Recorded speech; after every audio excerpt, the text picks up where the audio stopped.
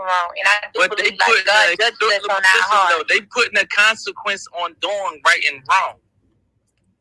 It's a consequence. But I don't think that. I think it's the consequences for everything that you do, though. But the moral of most of religions, like it say, you can do good, and if you do bad, you have a severe consequence to pay, right? So let me explain this right here. Can you answer that one question, right? Hey, listen. That's everything you do, even when you was a child, right? Regular world. Even when you can I finish? Even when you was a child, right? Why y'all tell you go out there and your mama tell you don't do something, and you go do it. It's a consequence behind it because you didn't listen to her, right? No, it's not a consequence for everybody. Everybody didn't grow up in them type households. Your mom might tell you twice and talk to you like okay, she's gonna talk to you about it, right? Yeah, but it may be not a threatening consequence, not get smacked in your head with a bat, not burnt with a lighter, not. But listen, go ahead. Yeah, I can't see God giving us that type of ultimatum. Like, if you don't do right, you're gonna burn in hell. Hey, yo, Meek Mill, you wanna know what's crazy? Let me finish. I feel, in my belief, God judges us on our heart. So you can did a lot of, like, say the dope nigga that's out here selling dope. He never went to jail. He's still outside. You know why? Because guess what? Nobody knows what type of heart he got. Only person know that is God. And that's why I told he might have killed 4 niggas' moms that exactly. But listen. Listen, no, let me tell you this. How can he be on the side of God if he killed the nigga mom and sold him a bad? Because it's about listen. And he knows the effects of Tehran. Yeah. He knows we not perfect though. Let me ask you something. I'm gonna go ahead and say, Akbar, just to Akbar's point, I hear what you're saying, but I don't think that we can justify and say when people are doing things intentionally harmful. You can though. So let me ask you this. I'm gonna go ahead and say, Akbar, just to Akbar's point, I hear what you're saying, but I don't think that we can justify and say when people are doing things intentionally harmful. You can. So let me ask you this. I'm gonna go ahead and say, Akbar, just to Akbar's point, I hear what you're saying, but I don't think that we can justify and say when people are doing things intentionally harmful. You can be forgiven for that act, but you can't go around saying that your heart is pure through doing that. You have to actually so let me say this. To have a pure heart. The same way you have to do the work to lose weight or whatever that thing may be. Okay. You got to do the work. Let me say this. Let me say this, Crystal. Right? I'm Christian just like you, right? And I really read my word, right? But at the same time, we probably growed up in 2 different households. My mom or my dad didn't raise me. I had to do certain things for money that I the street taught me everything I know. But when I came into light of who God was, right, it was time that I was asking him why this happened to me. I got shot in my head, bullet fragment still in the back of my skull. So you mean to tell me I'm out here doing what I'm doing in the street wise? God gonna do this? He know my heart, like he know me. Regardless of it. Let me finish. One thing though, I know villains that kill niggas 100 miles an hour. They are living a good life. Period. They living good. But the Bible also say you reap what you sow. So just because it ain't like the Bible say, like, if you do good, like, right, if you from the hood, like most of the good niggas get killed. Like a good nigga might get robbed by a cold killer. The moment he go back and try to kill that guy, get locked up, life sentence. Like, where? But listen, this is the problem. This is the problem. Wait. This is the problem. This is what everybody forgetting, bro. This shit we in right now is temporary, bro. It's an eternal life, supposedly, after this. So it's like everything we seeing right now could be a test. We don't know. But we can't worry about what the bad is, what's happening with the bad and what's happening with the good right now, because this ain't shit compared to the whole grand scheme of whatever this shit we in is. Yeah, like we don't even know what tomorrow has to hold. Yeah, that's the thing, though. That's why he said we're supposed to hold. Solar system. They can't tell us what God is. They never figured out the solar system yet. That's what I'm not even gonna lie. I agree with YK on certain things that he was saying. It's just like that feeling that you get, like when you be by yourself and you just praying, and then you just start seeing things happen. Y'all don't know that feeling. But y'all feeling God when y'all. I know a lot of people know that feeling. I feel. Yeah, but I know you probably don't. No, I'm telling you what I feel. I feel God. When Jesus getting you a sense, serious. Alright, but I got the same shit you got, and I ain't get down on my knees and pray for it. So how do you know that that's where you said? Because that's what you believe, though. Hey, 21, what you said? you feel like that because you got on your knees and you prayed every night and it happened, right? Oh no. I'm gonna tell you something real quick, 21. First Man, of all, you ain't even finna answer my question, bro. Answer my question. So you said, say it again one more I time. said, did you get down on your knees and pray for what you have? I didn't. You just said you did. No, I didn't. I did not say that. No, I did not. That was saying I wanted. That was saying I wanted. That was saying I wanted. That was saying I wanted. That wasn't what God wanted me to do. That was saying I wanted. And he gave you your heart's desire, though. Answering my question. No, I just said. I just asked you no. Cut me off talking about let him answer. I just told you no. You talking about? But why can't? So what you saying? You just wanted. You get on his knees and pray I wanted to be. I wanted to be in the industry. But guess what? That's not my calling. I wanted to be in. That's not my calling, though. So what he's saying is, why can't he gave you your heart's desire? And no, that's not true. That's not true. Baby, it is true. When you've been praying for something, you wanted to do that, right? No. He let you do it. No. That's not true. That's not true, love. That's not true, love. That's not true. That's not true. God. Why is not? I believe the same thing you believe, right, Kate? First of all, no, you got to listen. You understand what I'm saying. First of all, okay, I'm gonna let you speak now. Let me speak. I'm gonna tell you something real quick. First of all, in this, I ain't gonna say. I'm gonna tell you what I believe in because I can't really say what Meek Mills or 21 believe. Have you ever prayed? Let's just start this off like this. Answer that. You said what? Answer that. Hold on. I can't even talk. You said what? Answer. When you was just talking earlier, right? Yes, sir. You told me. Well, first of all, you said you know it's real because you done been through so much. Yes, sir. And you prayed to overcome that, but now yes, you saying you never prayed. But earlier you just said you prayed. Then you told me get on his knees and pray for wisdom, right? And my question was, since you feel like God is real because you've been through things and prayed for those things, right? You feel like that's why God is real because you received those things. My point was, I got those same things and I ain't prayed. So listen, hold on, y'all. Why? Hold on, 1 second. 1 second, y'all. He's talking to Osiris. I'm gonna say this though, Savage. Stop doing that. It might be a lot of people that pray for that for you though, Savage. Exactly. That's what I was gonna say. That don't have nothing to do with nothing. I don't know if they praying or not. So that don't. It's a lot of other people with different perspectives in here that might have more knowledge and more insight on what's going on. It ain't gonna be winning out this.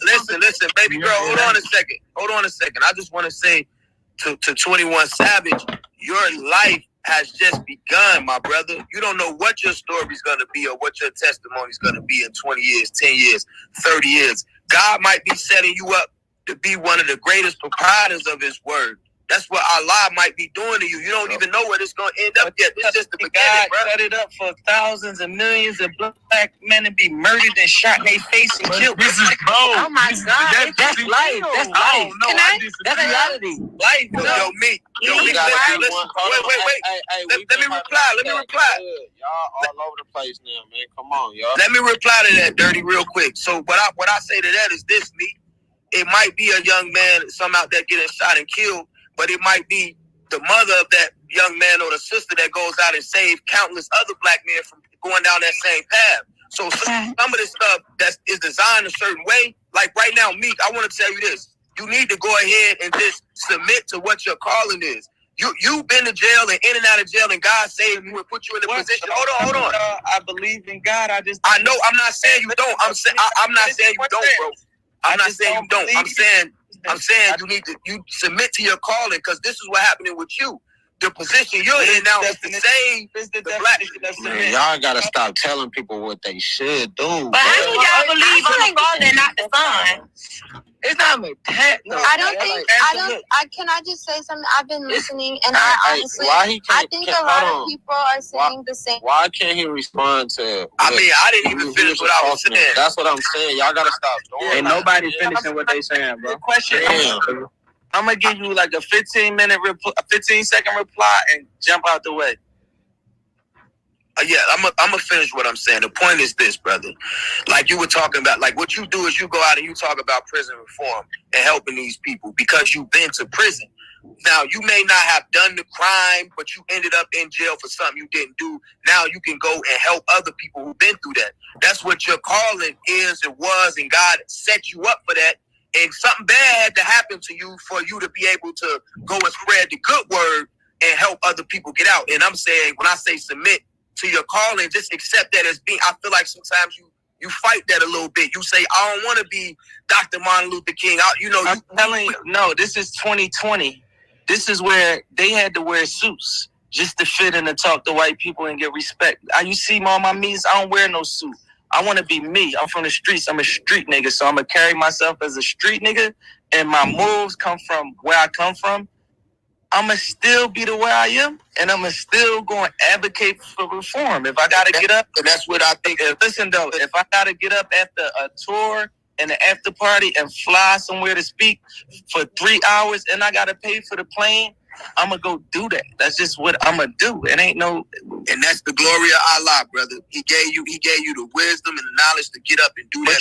And I don't accept, no, what you were saying was, I'm not accepting my calling. No, I get up and go places that I do not feel like paying $25,000 to fly somewhere just to speak that I'm not getting paid for. You understand what I'm saying? I fully accept that. But as far as like people trying to turn me into an activist, I'm not an activist. And a Muslim? I'm a rebel. I don't protest. I don't like. It's so much things like. I don't even want to be viewed as perfect. So the moment that I do one thing wrong, they try to tear me down. No, we radical, but we still representing for reform. And I'll make sure I draw a boundary line where I don't let my people down, where I can continue to do that. I'm already fully paid. Can I share something real quick? And I just want us to kind of bring it back all-centered. What we really need to do is just love on one another and love ourselves. Also, what I would like to add is God is a God of imperfect people. The people that he calls, they say that when you do unto the least of them, you do unto me. The people that God calls, he calls the least of them.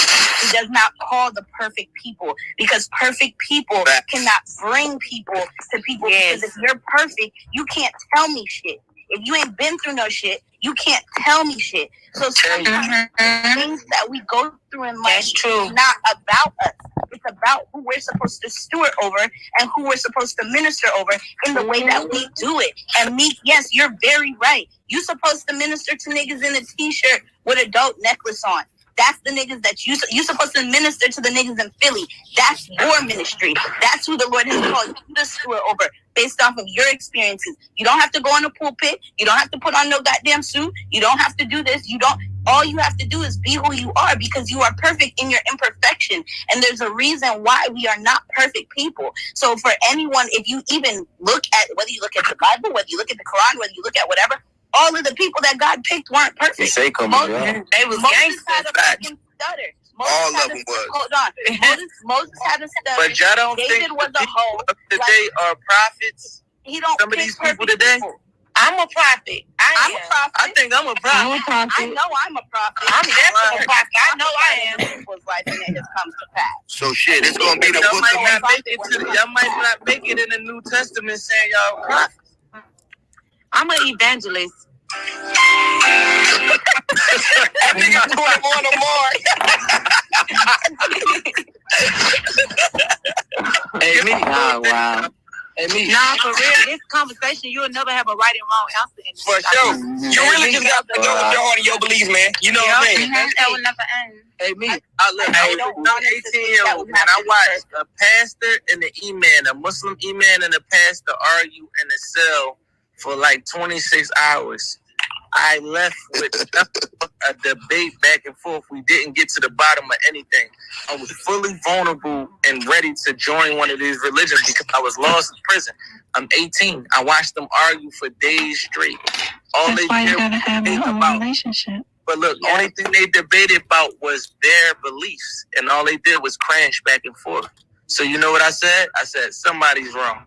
I'm just going to believe in my intuition, and I always been believing in God. this is what I'm going to do. It's been That's doing. all you can do. And that's all you can do. That's all you can do. You got to do what's right for you. Whatever your personal relationship is. And YK, to what I was saying earlier when I was talking to you, when you were saying to 21 that you didn't pray for that, right? You said you didn't pray for that. What it was like, if you seek God first, He'll give you your heart's desire. Like, I believe the same thing that you believe. So that means you pray to certain stick. Like, I'm gonna tell you something. I'm gonna tell you something. Okay, I'm gonna tell you something real quick. Every gift is not from God. Understand that. You know that, right? You know the devil. Yeah, right. And that's what I was saying. I'm gonna say this. You know the devil can give you gifts too, right? You know that, right? Yeah, I know that. I'm gonna tell you this. You know, because you get on your knees and pray, you know that might not come from God, right? You know that, right? Yeah. No. Let me say this. Right? No. The devil give you. Go ahead. Hold on. You know, I'm gonna give you an example. You know how we want the perfect man, we want the perfect woman. You know, we want the dream of man, the dream of woman, but we go out and look for. You know, the devil could bring you what you want and destroy you, right? You know that, right? Yeah. Hold on, no, Daddy, you be the man. What talking about? Don't interrupt nobody, but you interrupted. I don't get it. Okay, go ahead, YK. He's talking to me. He's talking to me. Listen, like I said, I'm talking to her. So what I say is that you know the devil can give you blessings too, right? Okay, so at the end of the day, like I say, is that yes, I pray. Yes, 21. To give you your answer, I did pray for it. You understand? And I apologize for incorrecting you. I did pray for this, but guess what? It's not my calling. So yes, you're right. Guess what? It's not from God. And I feel like that because I done went through so much stuff in this industry. I went through so much stuff in this game. That's not godly. That's not upon God. Okay, so let me. Guess what? Hold on. Before we go, it's a lot of things I told you that was on in this game that I like, because I've been around, experienced, like how you telling me about the Bible, because you experienced with the Bible. It's a lot of things that I told you not to do that you did that made you feel like this is not your calling. Last year, you just was fully invested in it becoming the biggest stinger, bigger than Chris Brown. Now, next year, you saying that's not your calling no more. Man. No, it's not. No. I'm gonna tell you something. Hold on, Meek. I'm gonna tell you something. Everything you were supposed to do right when somebody would expect. Hey, Meek. I'm gonna tell you something, Meek. I'm gonna tell you something real quick. Baby told you the same thing. Hey, brother. I'm gonna tell you something real quick, but everything happens for a reason. I'm gonna tell you something real. Hold on, I'm gonna tell you something real quick. Sound like a pastor. I'm gonna tell you something real quick. Hey, Osiris. Hey, this Chip, bro. You gotta learn how to take criticism, bro. They trying to talk to you. Hey, no, I'm gonna tell you something real quick. I'm gonna tell you something real quick, bro. Everything happens for a reason, bro. Just because it ain't go my way doesn't mean nothing. It's a bigger calling on my life. That God about to open up a door for me. That God about to open up a bigger door for me. Just because just because I ain't make another hit doesn't mean nothing. Just because I ain't make another smash don't mean nothing. It's another door. Guess what? It's another door that God about to open up for me that's bigger than all that. That I'm gonna be busting out with. And guess what? It's not gonna be. Listen, he's not saying that, bro. He's saying is a lot of shit could have been avoided if you would just listen. You get what I'm saying? Like, it's not about listening. Maybe you're not listening right now, bro. You're not listening right now. I don't get it. Y'all can't tell me what's going on. Let me talk, bro. Listen, he's saying maybe your outlook would be different on shit if you would just pay attention when niggas were trying to guide you right. A lot of times people fuck up and get bruised up and then want to say, oh, this happened to me because motherfuckers wasn't listening. You get what I'm saying? You can't ask a nigga for direction and then you don't want to listen. It don't make it like just okay, but okay. Oh, listen. All right, he'll make it so fast. Listen, bro. So just listen, bro. Just because. So can I say what I was about to say? No, let Yella finish talking to this man, please. God damn, bro. Y'all for hell. Y'all gotta be oh God. Y'all is hell. Hey, go Yellow. Nah, I was saying just because a motherfucker tell you something don't mean it's gonna be the right choice. It's up to you to decide. But a lot of times what they saying is niggas were trying to give you the game before you even bumped your head. So damn, it's like a lot of shit that you saying is like because of nigga, like you not listening. Like you ever heard that saying you can lead a horse of water but you can't make them drink it? That's not true though. That's not true though. It is true. A lot of that shit is true. Listen. I get what you're saying. Yellow, I get what you're saying. Listen. Niggas don't know. Listen, bro. Check this out, Osiris. Why the hell did you ask me to give you advice on being in the industry then? If that ain't because you know why I asked you that for? Well, because you want to listen, because you don't got all the answers. Right? It's not that, my brother. It's not. I ain't asked you for the industry because I don't know nothing. No, I asked you that because we in the same industry, and I didn't say you know nothing. I said you listen. Know That's what. Even though you in the highest status. But that don't got nothing to do with nothing. Listen. At the end of the day, you've been in the game longer than me, so it don't matter. You've been in the game for way longer than me. I only been in the game for a year and a half. You must heed my words before I'm gone, my son. Let me say one thing. Now, you will be king. Listen, bro, I done been a right period of time, bro. But the throne must pass to a male heir. Hakeem, it appears you have a son who must be found. Prepare the royal chamber. We are going back to America. You don't have no hits, hell bro. no, your majesty. Come on. Say it again.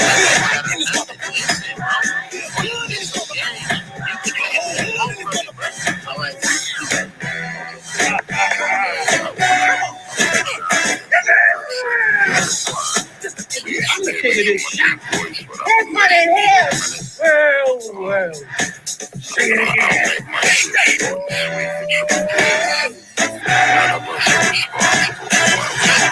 It is so good to see you. Well, Abby, man, look at her. Come up in here. Hey, escuta que pega, Nibola. Feminine, let that. Yes, Mandela and Winnie. Those hungry babies get flies on the face. Hey, that's too much. Now, you stepped over the line. Now, we won't be talking that kind of shit about hungry babies. You gotta get out of my chair. Politically incorrect. So what you doing back here, Hotel Rwanda?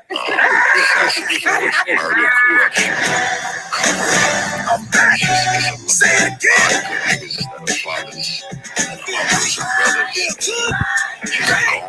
So whatever your religious belief system is, what I appreciate about this conversation happening on Christmas Day is that irregardless of what y'all believe, what I appreciate about this conversation happening on Christmas Day or Allah is that whatever your belief system, irregardless of what y'all believe, nobody in this chat got enough talent, power, money, or influence that can stop death from showing up to your front door. So, what is Christmas? Can you explain that to me?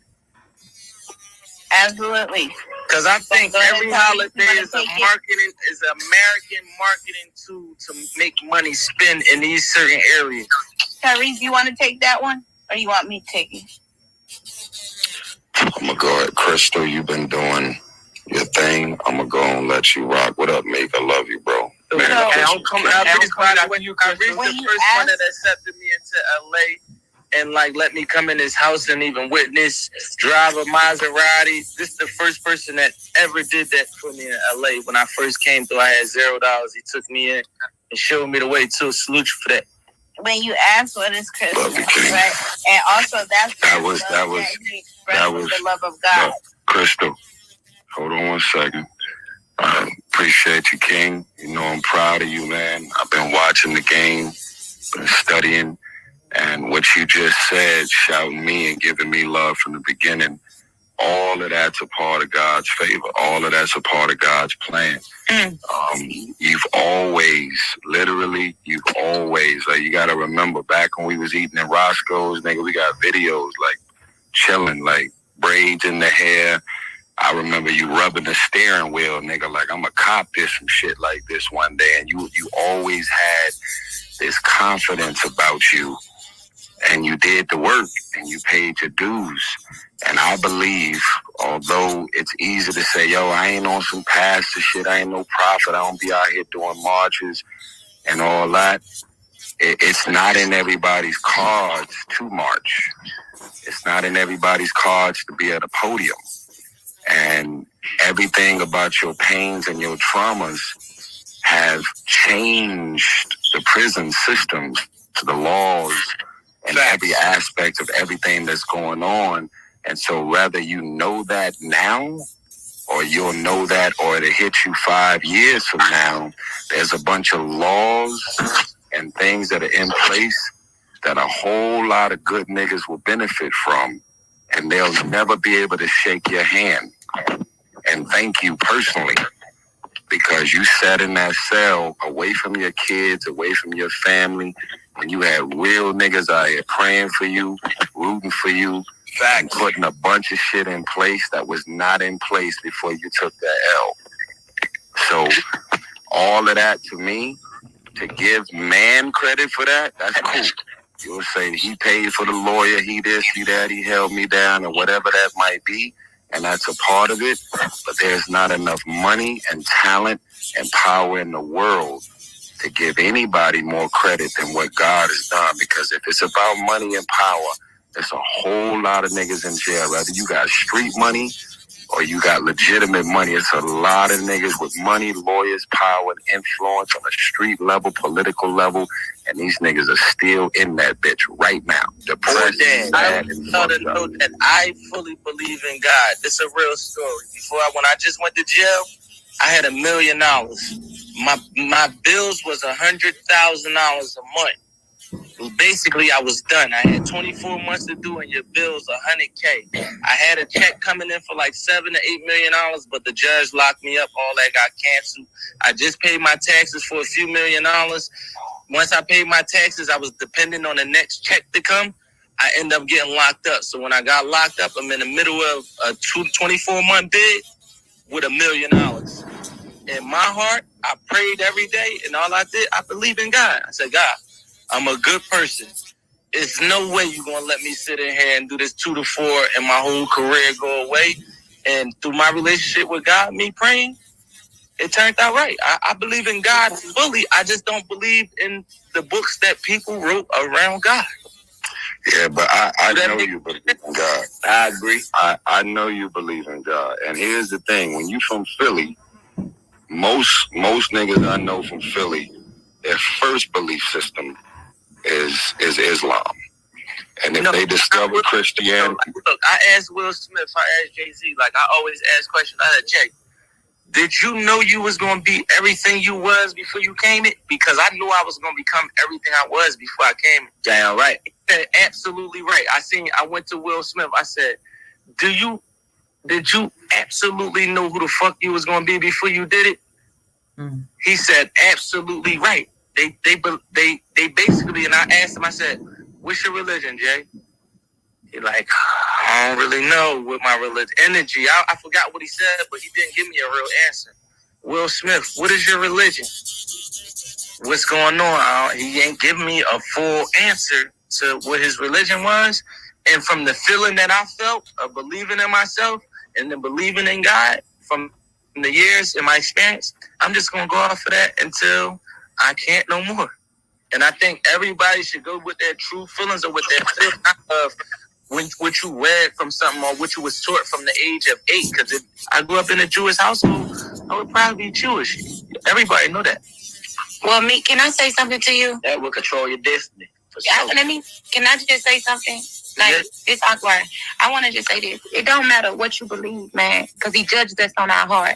And when it's time for him to show you which way and what you're supposed to do, he's going to do that. And it's going to happen for you when he wants to.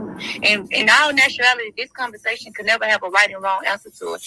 God's going to judge us on our hearts. Nobody can change us but God at the end of the day. Nobody can do that. Like, you can say that all day long. Like, and this is no lie. I had 4 dreams back to back about my best friend mother before she died. I was supposed to warn her. But keep in mind, I'm out here in the streets. I don't know what's going on. Like, I'm just moving so fast. But he showed me that I supposed to have warned her that her mama was finna die. But I didn't know how to go and tell her that her mom was finna die. So the only thing I kept doing was praying. It was no way around it. I never knew nothing about her mama had a sickness or nothing. Do you know? We was laying in the bed one day, and she said, and she got mad at me when I called her, and I said, Bree, I said, you got death around you. I said, your mom finna die. I said, I had these dreams about your mama. She got mad. She was like, you ain't supposed to tell me that, right? So my pastor told me, because I didn't understand it. I just know, like, if I see something, I call and I tell people, because I done seen, had a dream, and I told you about it when I seen you, right? I tell her, I say, your mom and that she got mad at me. Do you know, months later, we was laying in the bed at her house, and you know what she told me? She said, you tried to warn me that my mom was finna die. She was like, but I ain't know. And I said, I ain't really know how to tell you. So to that extent, I get what you're saying about whatever works for you. Man, your relationship with God is private. You ain't got to be out here saying, oh, what you believe. Because just like how you out here saying, oh, this, that, and the third, God will tell you this. He said, if you deny me, this is just my belief. If you deny me to the people, he's going to deny you to his Father. You know what I'm saying? And a lot of people just be believing in God, but y'all be forgetting about Jesus. This is just how I feel, because I believe, and I was brought up, the Father, the Son, and the Holy Spirit is one. That's just that's what I was brought up on. You know what I'm saying? And I know that would work for me. So basically what I'm telling you is, whatever you do, whatever works for me, when it's time for God to do something in your life, he's going to do that for you. Nobody can put their beliefs on you. Akbar, is Jesus God's son? Yeah. So are we related to Jesus?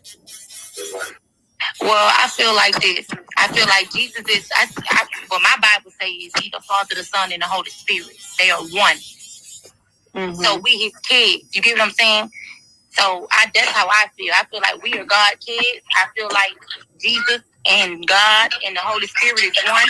And I feel like to get to the Father, you got to go through the Son, because that's what John the 14th chapter told me. And I also feel like, to what Akbar was saying, like, in terms of our belief system, kind of look at it like a family unit, right? Where you, like you said, you have God the Father.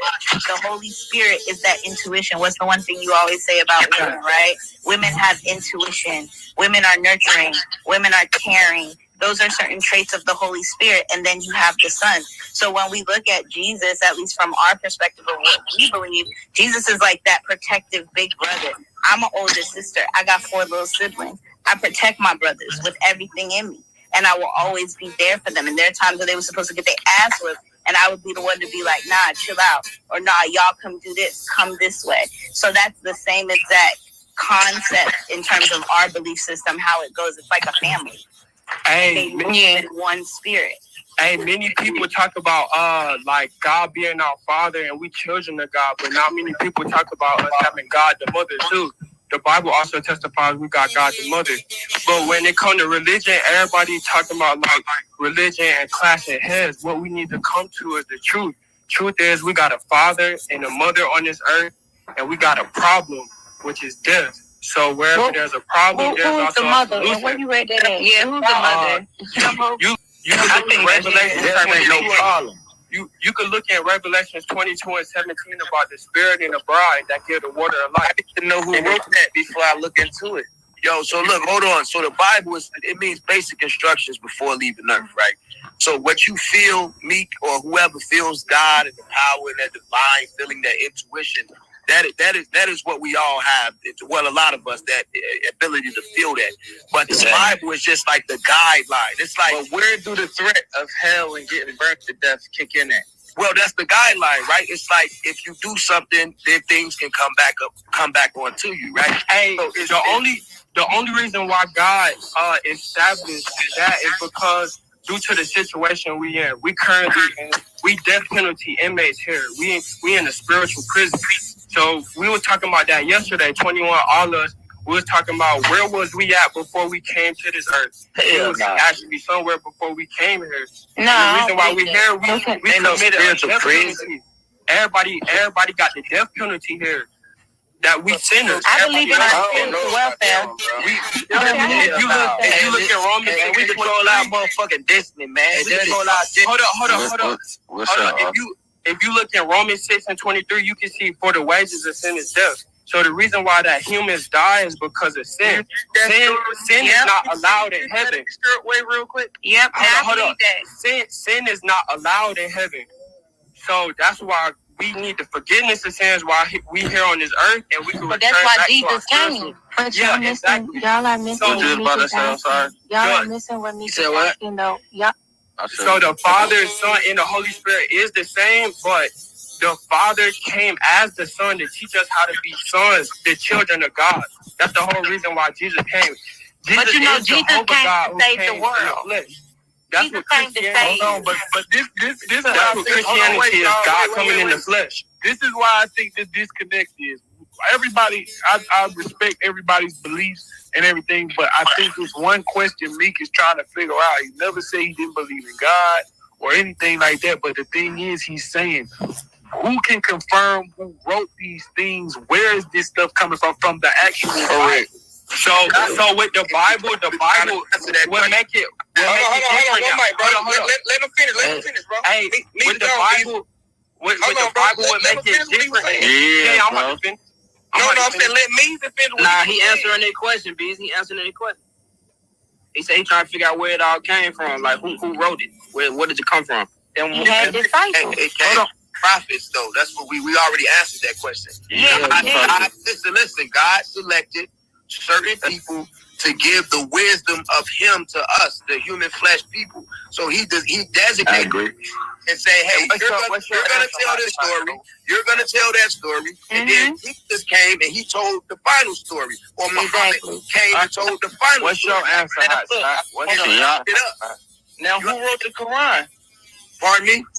And who wrote the We Quran? just told you the prophets. Muhammad was the last one who came. Oh, God, I thought Farrakhan wrote it. I swear I thought he wrote it. No, the prophets wrote us 2 different instruction books how to survive and make it. It's not 2 different ones. The Quran is the one divine, and the Quran and the Bible are very similar. Jesus is in the Quran. The Quran got the Old Testament, and it's also. So you mean tell me every motherfucker that's successful live by what they seen in the book? Every motherfucker that's successful live by No. That's not the case. Like Osiris said earlier. Hold on. Like Osiris said earlier, the devil give gifts too. So just because somebody's successful or got money or fame or something, that don't mean that they got. Hey, Daddy. What's Hey, up, Daddy, bro? I want to say this to me real quick. Hey, me. I ain't around all Muslims. To become a Muslim, you have to do you have to sign your soul up for something. To get baptized is like signing your soul up. Hey, me.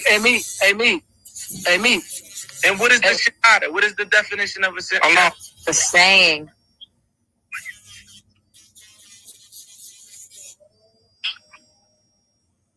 To be a Muslim means just to be a believer of God. It's not about the Quran or this or that. Anybody who believes in God is a Muslim. Meek, you say you believe in God, you are automatically a Muslim. No, that's not. No, wait a minute. That don't mean that. No. Because I'm not a Muslim, I believe in God. Okay, I have. He's just saying that it's the same thing. Allah means God.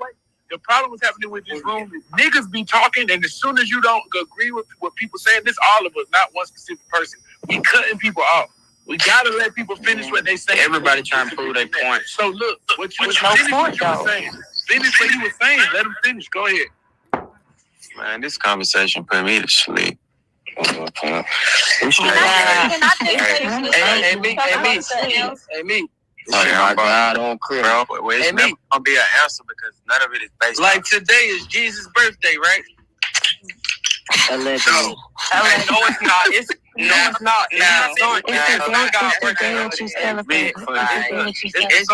celebrate.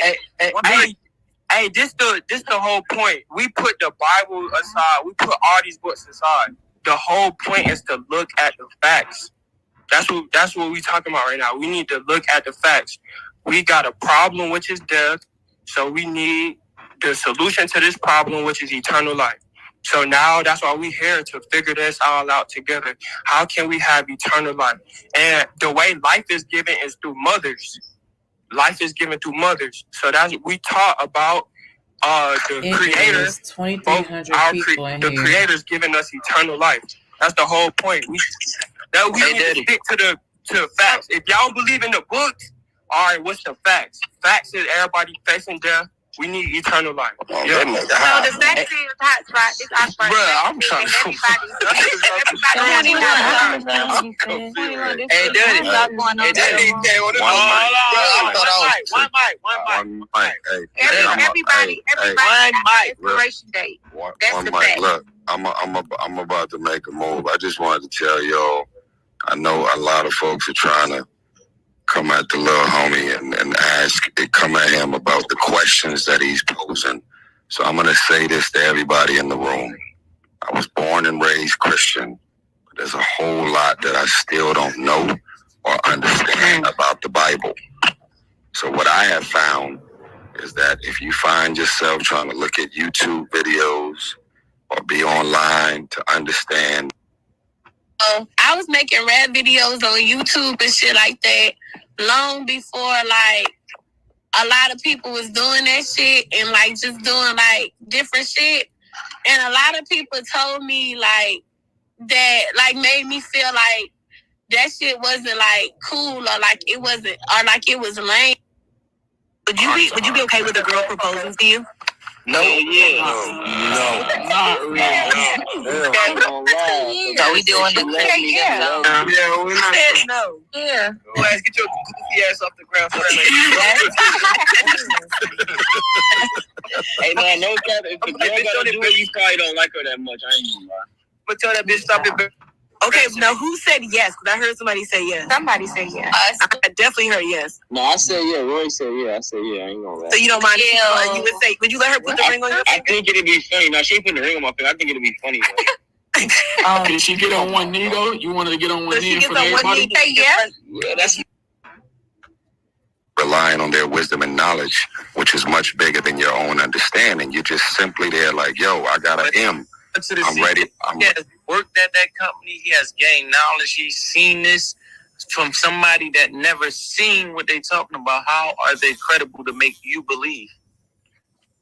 I would say the questions that I find myself asking my pastor is to just get more clarity, and I'm able to throw hard questions at him, get insight and clarity.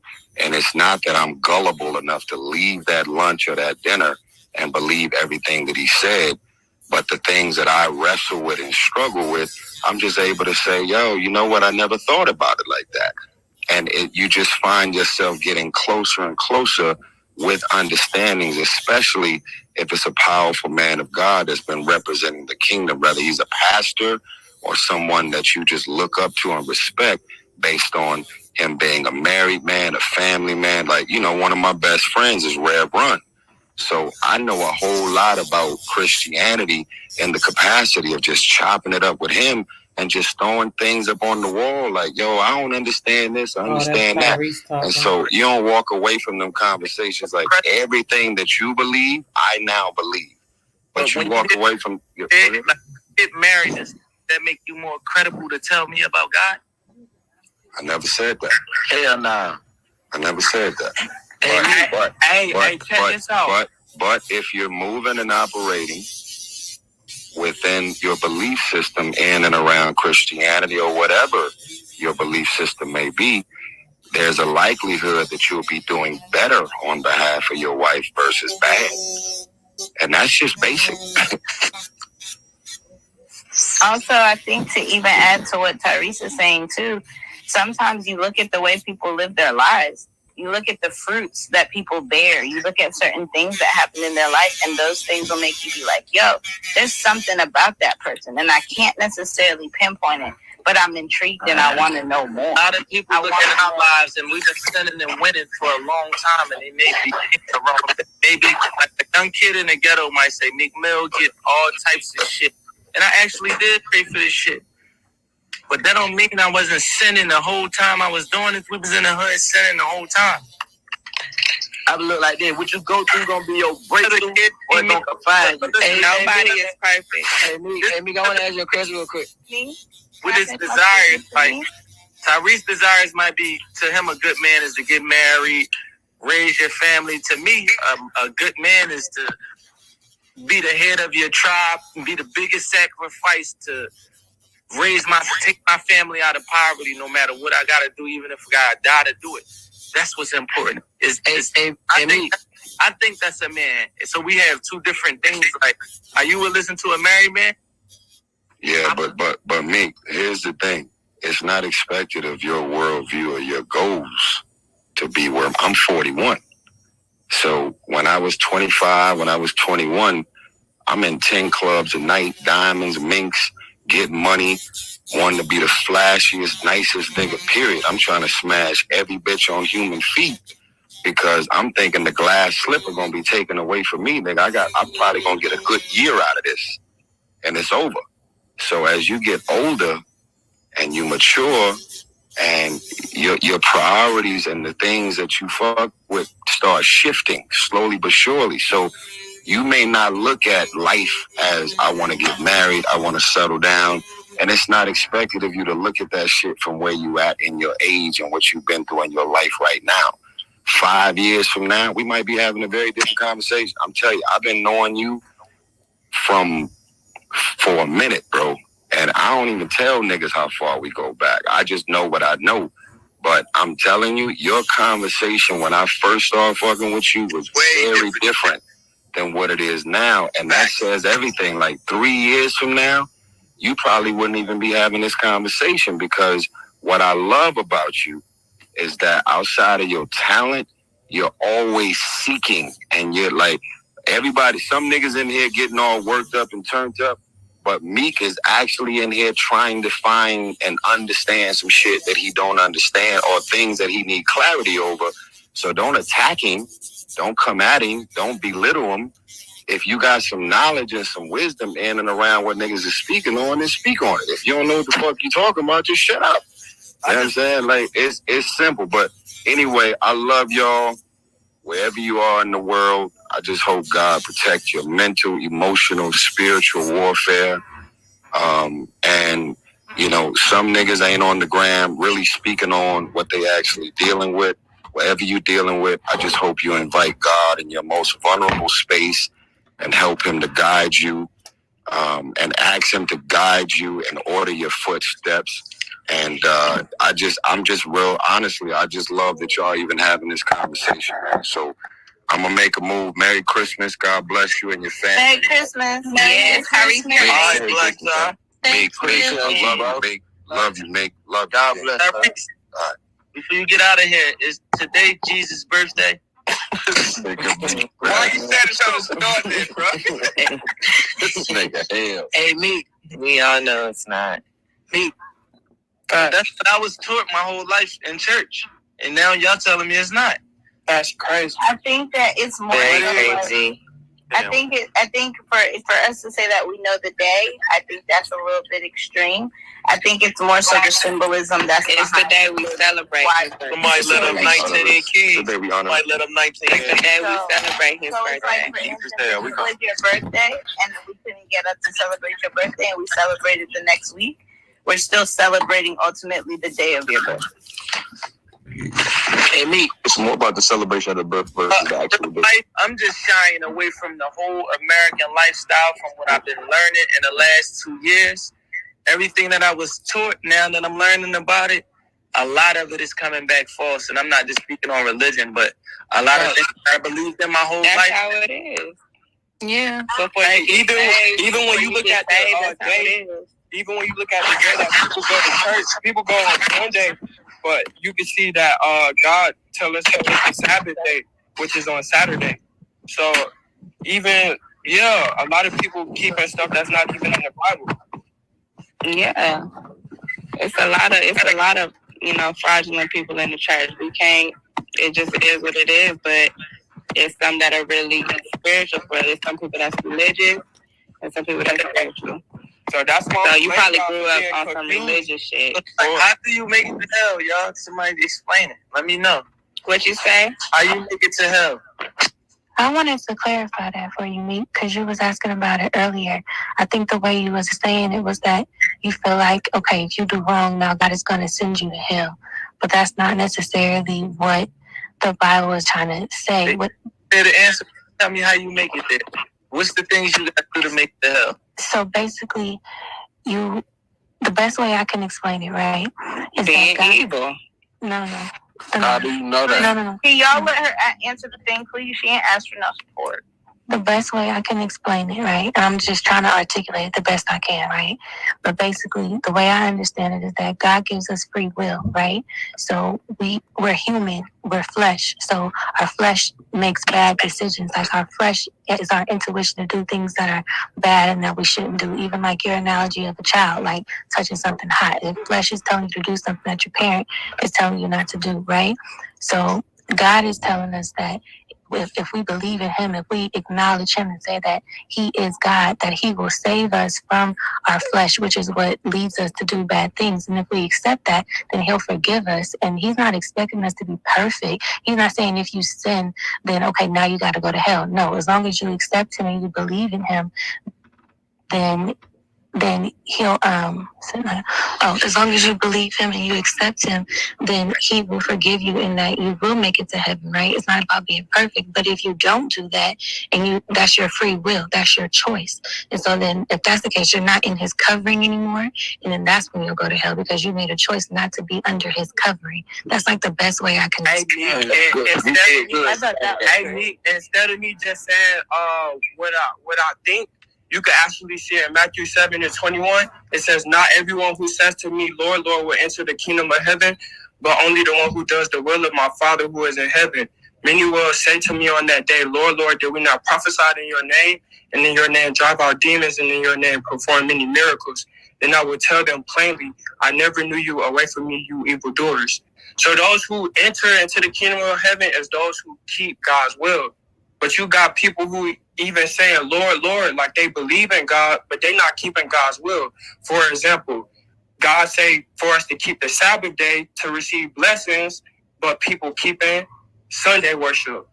God tell us to keep the Passover, the new covenant, in order to receive the forgiveness of sins, but people keeping like communion, Eucharist, things like that. Basically, people go against God's commandments and God's will. And God has a certain type of law that's set up in the kingdom of heaven. Just like for me to come to your crib, you got certain ways of your crib that I got to respect in order to be there. Like, hey, bro, don't record this or don't do this, don't do that. I got to respect that to stay at your crib the same way it is for entering into the kingdom of heaven. We got to keep God's will in order to return. Hotspot. Can I say something? Can I say something? Hotspot. Can I ask you a question? Are you Christian? Yeah, but we don't believe in the Christianity that people are taught currently. So we go to Zion. We go to a place called Zion, and it's actually in the Bible. You can see about it in Jeremiah chapter 3, verse 14. What was the other question that the other girl had too? Because somebody else said they had a question too. I said it, Valerie. So, Hotspot. Now, you saying that right. Now, all of that you're saying. But it's also in the Bible where he said it's only one commandment that'll overshadow all of them, right? And that's love thy neighbor like thou love thyself. Yeah.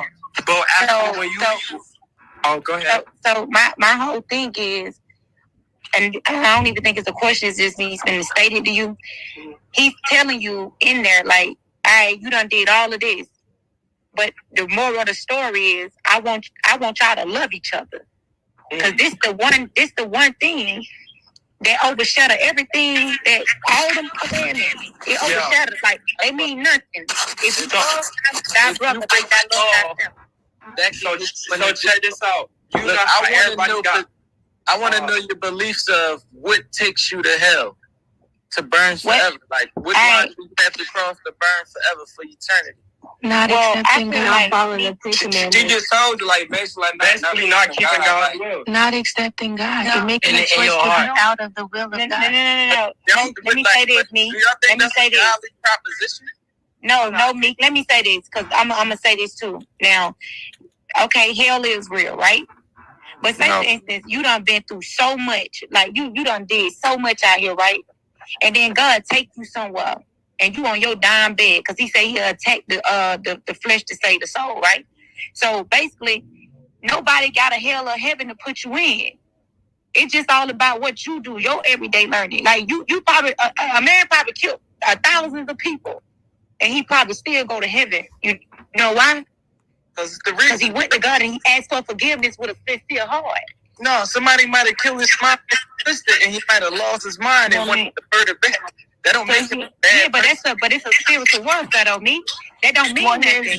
God don't care about that when you go to him and ask for As forgiveness. long as he do what He he's don't doing, bring it up no more. as long as he do what he's doing, he got a relationship with God. Shit, it's all good. That's why I kept He can telling do you bad about and still have a knows relationship your with heart. God. I just want to say, Hold on. It's about your heart. Okay, Well, here, It's about your heart. there's a scripture in the Bible that says that the soul that sinneth will die.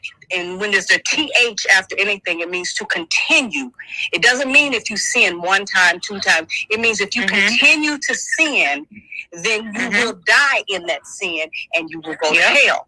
It doesn't mean that we're not going to sin. We're not going to make mistakes. 80% of my life is based on sin. Y'all basically tell me I'm going to hell. No, you're not going to hell, no, because no. guess what? No, you're you not don't have going a to mental hell. heart. Wait, can I- You can continue I to chime sin in? and you die in that sin. Can I Look what you chime just in? did. One mic. When y'all Can get I a chance, please chime in? say something when y'all I would like to chime in. So, Meek, for instance, are there things that you have done that you dealt with whatever the consequences of what those things were that you have done that you decided, you know what, I'm not going to do that anymore because that doesn't serve what my bigger purpose? Yes. Okay, so that's the same concept of when we're talking about sin. Let's say if we were to say one of those things were quote were sin, right? Sin against man, sin against whatever, sin against your spirit, sin against yourself, against your flesh. When you turn away from that and you're like, this no longer serves my larger purpose, you're not going to hell for that very thing because you're moving in your light by saying, you know what, I did this thing, but this don't serve me. This ain't who I am. And you made a learning from that and you turned away. So not only did you say, okay, I'm not doing this because this does not serve my higher self, but you're turning away from it. So you're not doing it anymore. That does not mean that you don't have other things that you may need to turn away from. Our life is a journey. The Lord says that I will do whatever I start, I will do it unto completion. So we are on a consistent journey of growth, a consistent journey of turning away from things that don't serve us and sometimes falling back into that very thing.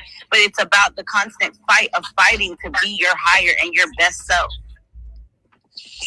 Can I say something? 100%. Can I say something, Meek? This Keisha. Yeah, and so we can answer more questions if y'all curious about it. I ain't gonna lie, me. You ain't gonna never get the answer to the questions that you want. But they already Can the questions can though. I That say question one thing? answer. They don't care about answering our I'm questions. asking basic questions. They like, answered it. if you do Exactly, several times.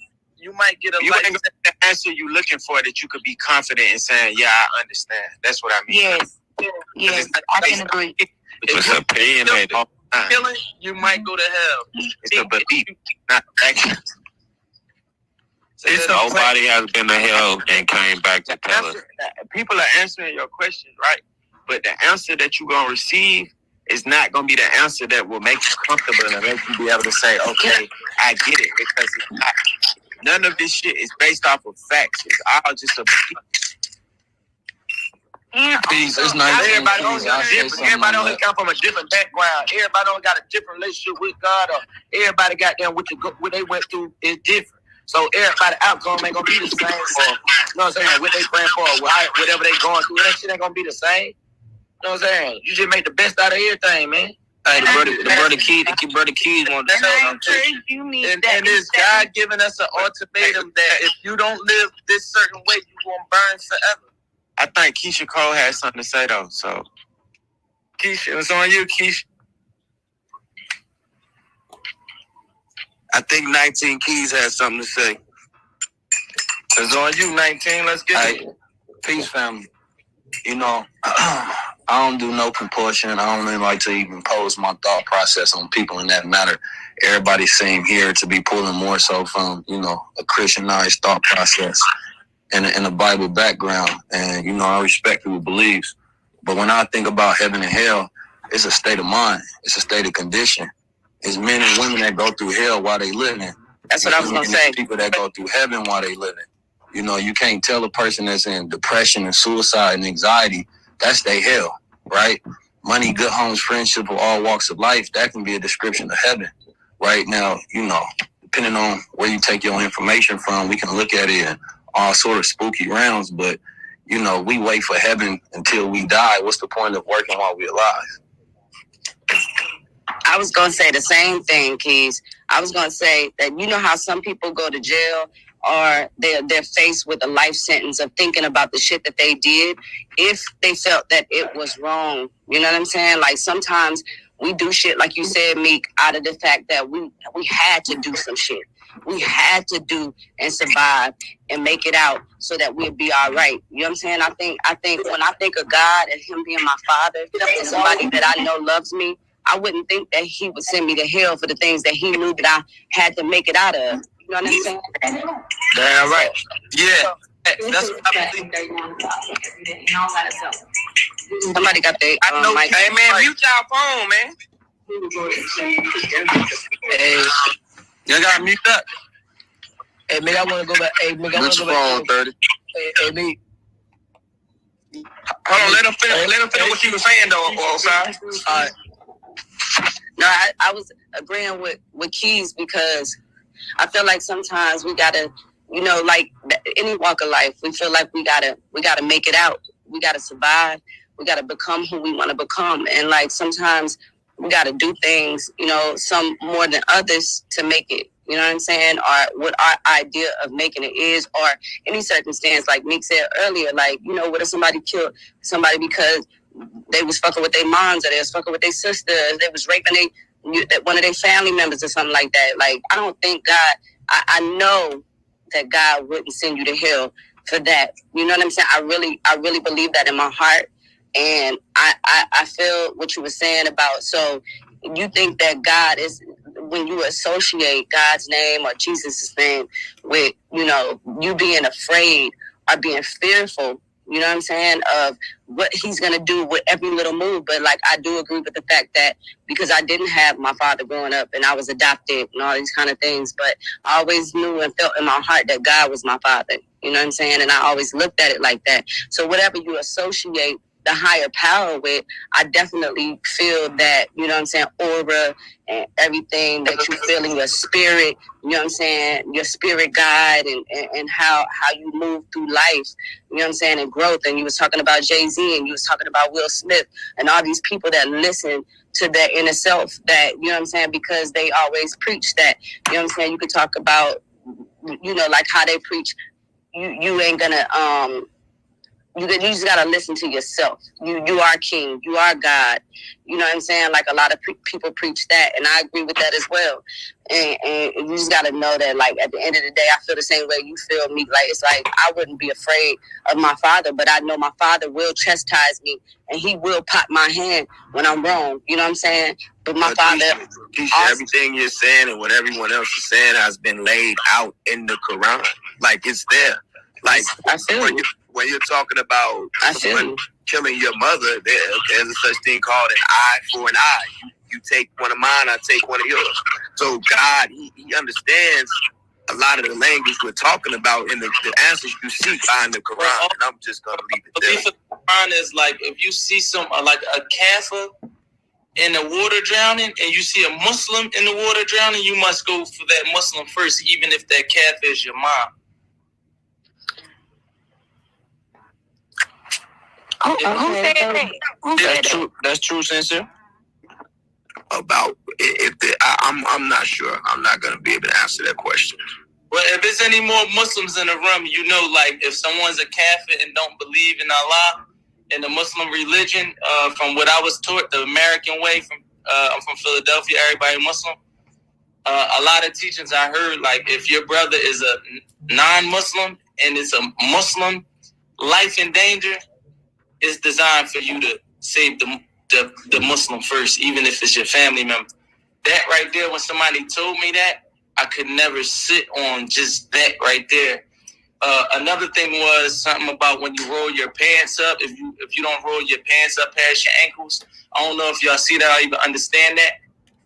But they say if you don't roll your pants up, basically like your legs are in the hellfire. Like just something that I fully couldn't understand, and I respect a lot about the Muslim religion, but the people that deliver certain things to me. So I think when we're talking about the Quran or the Bible, these things are translated too from the original text that it was written in. That wasn't a such language as English. So sometimes when things are being said Rather it's something like, oh, well, he walked on water. Like water has so many different meanings, like the way that is written out in the Bible and the Quran. Like water could mean knowledge, or somebody's he turned water into wine, or so some of these things are just mistranslated, and it's up to a lot of the time the Muslim, the believer of God, to take from that what he feels in his soul it means.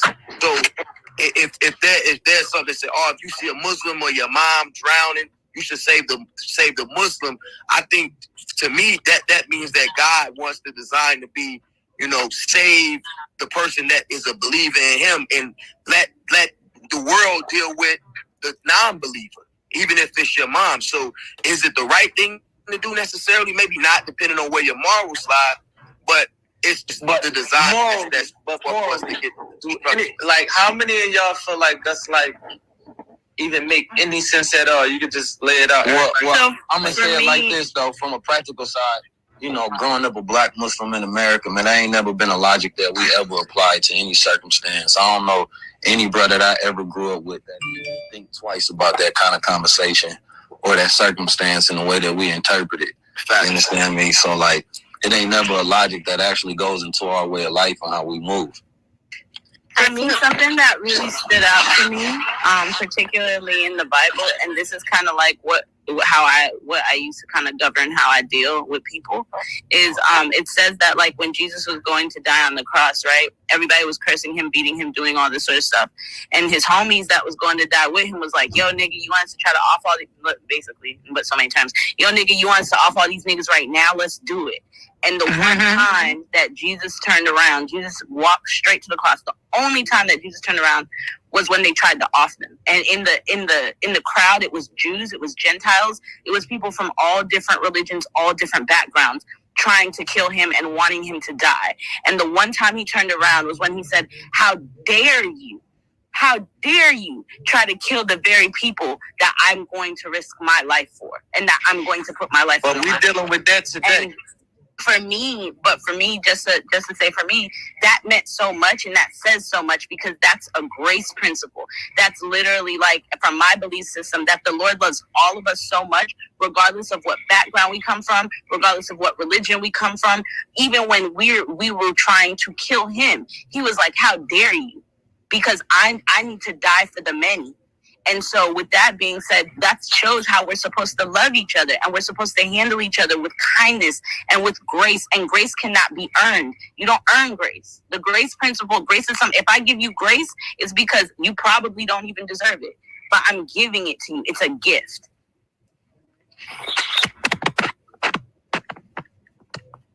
Appreciate that, Chris. Can I just say something before I go to sleep? Miss Queen, I want to say that I've been listening in. I feel like every question that has been answered has been based off of everyone's own beliefs or how they grew up. But as I said earlier, God looks at the heart, and that's why I feel like, that's why I feel like there's grace and forgiveness, because He looks at the heart. He knows we're not going to be perfect. He knows that we're going to sin, and the only thing I could say is to just make sure you have a pure heart. Whoever you feel like you believe in, or a higher power, God, I personally believe in Jesus, but just make sure your heart is pure, and there's nothing evil in it. And I don't think anyone's question could really be answered, because we're all answering based off of our own beliefs. I agree. I think looking for the information in the first place. You have blood on the payment that had you wake up in the morning feeling evil. Like some people's situations and their environments, it make their minds that way automatically, and they can't shake it because of that's what their environment was. Their brother was killed, their aunt was killed, their cousin was killed. Now their mind has been distorted so far from doing right, and they're so damaged just because they kill and just continue to do or might have lost their mind. They're going to hell. I think that a lot of us here, from what I have been listening the past hours, are conditioning our faith based on good or bad things that happen in our lives, or based on the good and bad things that we do. When the very own Bible says that the right hand should never see what the left hand is doing, and vice versa. I think that the idea that you are only doing good or you have to do good because there is a promised land, and if you don't do good, you're going to be punished, is very wrong in my opinion. Because even Jesus got, if you are a Christian, even Jesus got killed in those streets. You know, I think that to live by God's faith is to truly live a life without, it's unconditional. It's like you don't expect anything. You don't know what is there after you die. You know, it's to truly live a life that you are instrument. It's like it's to make a choice independent of the circumstances you are. Like I'll never forget, you know, when I was 16 and my mom died on my birthday. And that was the only time and first time that I remember questioning God, because I was trying to understand why would like a woman so young die and, you know, on my birthday and leave her 4 daughters here, you know, like without anything. You know, I came from poverty and out like a lot of people, and I never questioned God until that day. And then somebody told me, you know, you got to make a choice. You know, because there will always be suffering in your lives, you know, like, and you have to make a choice. And it's not because you think you are going to heaven, but it's because as a human, you know, either you believe in God or not, you need to be kind and have courage and live a life in service of other lives. And it's not because you are going somewhere, but because that is how it should be. You know, so I know people who does not believe in God, but are like the most kind people ever. And I know people who goes to the church every day and are there beating their wives or their friends or their brothers and sisters. You know, I think that conditioning or faith or how we feel about God or whatever based on the things we have or based on somebody being good or not is we playing God ourselves and thinking that we have the power to judge somebody when we don't even know why this person made the decision. You know, it's just like we thinking that being blessed is having things. When to me, being blessed is like if I have a resource, it means that I actually have to, like I have the responsibility of helping somebody. And that is the blessing for me, is for me to be aware of my purpose and that I'm nothing but an instrument that like is making a decision to truly live by a purpose, not because I think I'm going to heaven or hell, but because it's the right thing to do, you know, and it's not being driven by ego. We need to stop conditioning things. If we have She went crazy on that one. Nah, she did drop that shit. Towards speaking of what she said and what Meek said goes towards environment is stronger than nature, right? So we think about our nature and then we think about, you know, we born to be good, right? Or to be as good in our natural state. But if you're growing up in an environment and everything that you see around you start to condition you, like to program you, so you develop different levels of empathy, right, in your environment. And so you get what they call that self-accusing spirit more so because you already got a God within that's going to be your moral compass. So you have a compass for moral right or wrong.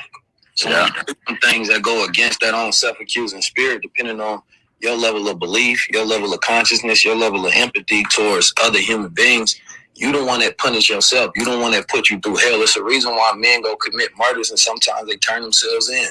And people commit suicides because of that self-accusing spirit. Ain't nobody else on a helmet. That's them. And then at the same time, when we talk about, you say what now? I was always taught if you commit suicide, you go to hell. I don't know if that's correct, but well, shit, you was already in hell if you committed suicide. That's a great answer. Ooh. You ain't want to live. Down to me like that. You got to find a purpose in life. So if a person feels like the only way that they can escape this is by ending life and they don't know what's on that other end, their mind was already in hell. No, time to just get out of their life might be living in hell and they might be ready to go to the next stage of life. But that's what I mean. If they was living in hell, they was in hell though, right? But was you taught that? Like if you committed suicide, like you automatically going to hell? Nah, I wasn't taught that because I don't believe. Of course, I was taught that. That's automatic. We live. That's automatic. But Yeah, I was taught the same thing. But Keys, what's your religion though? What you? So we was given Islam as a way of life, but I don't really practice religion in that particular manner. I practice, truth, order, justice, balance. You know what I'm talking about? And you can take that back to more so our people in a way of righteousness. Even being a Muslim means one who submits his or her will to do the will of God, God being good, you understand me? And tapping into that higher consciousness. But you're talking to people I'm looking at it through that lens as far as this is a way of life of just being a good person and balancing out them skills on an everyday basis. Who is the richest man in the world? God. No, like really, and money-wise. Bezos. But Jeff, they ain't go by Christianity. The world. That's a teaching that they teach us, and they brainwash. He's not the richest man in the world. So if they told us for 30 years straight, that's going to continue to be the word that he's the richest man in the world. You have Russians that's richer than Jeff Bezos. You might have Africans or you people that own oil shit that's richer than Jeff Bezos. That's just what they give to us in America and our teaching. And if we see that long enough, that's what we will believe. Like if you watch TV, it's called programming. You watch gangster movies 9 times out of 10, you might be a gangster. You watch the religion channel, you might be a Christian. You watch the Muslim channel, you will be programmed into a way of thinking. And that is what it is. I just think if you grow up in a certain household, probably 2% of people might find their own religion, but it's really based on your environment, your teaching, and your programming. That's why I'm about for real. It's 800 religions. It's more than that. It's actually 4,000 religions. Yeah, 4,300. Growing up, I used to debate people about religion, this, that, and the third. But what I learned now, especially, having a bigger platform, speaking to people on a daily basis, it's more so about giving them a mindset of logic and rationality and sound thinking. Because once I change your mind, you go filter all of your belief system through that logic in the first place. And then you get to make a decision whether you want to continue to believe if they don't add up into a rational, mathematical, sound reasoning. And then that creates a cognitive dissonance to where you have faith and belief, but you can't really come to a point of logic to where it really makes sense and you can break this down and explain it. So it's more so about giving people a mindset that they can utilize as God to filter everything that they do throughout life. And I believe it's more so you take that particular thought process and you start moving and just seeking truth. And you don't allow yourself to be stunted by the things that you believe, but you allow yourself to continuously grow as you take on new truths. And I've seen, I know people that have a way closer relationship with God. That's real. And they are true to their relationship and actually pray and worship God. They've been suffering for years and years and years and years and years. And I didn't follow that approach. I just believed in God and had my faith in God. And for some reason why, my shit just turned out better than them. And I believe that they are a better person than me. They don't sin as much as me. They worship God. They do everything right. Like my grandma does everything right. She been worshiping God for Christianity probably for 45 years. She was here to raise you. God bless you to bless her. God bless you to bless her. Look at the fruit. I was about to say the same thing. Nick, do you believe that you are a grateful person independent of the circumstances that you are? Like depending on the day? Like my belief has always been since I was like 13 years old, if you make somebody else day good, you will get another good day. Like basically, if you provide somebody with anything that make their day better, you will get another day, a good day in return. That's how I always lived, and that's what I always been given. Even before, like if you think about the kids on Lennox, people ride right by them. Thousands of people ride right by them every day. I come from being one of them. I understand what they're going to do with the $20 when they get the $20, or if I give them $100.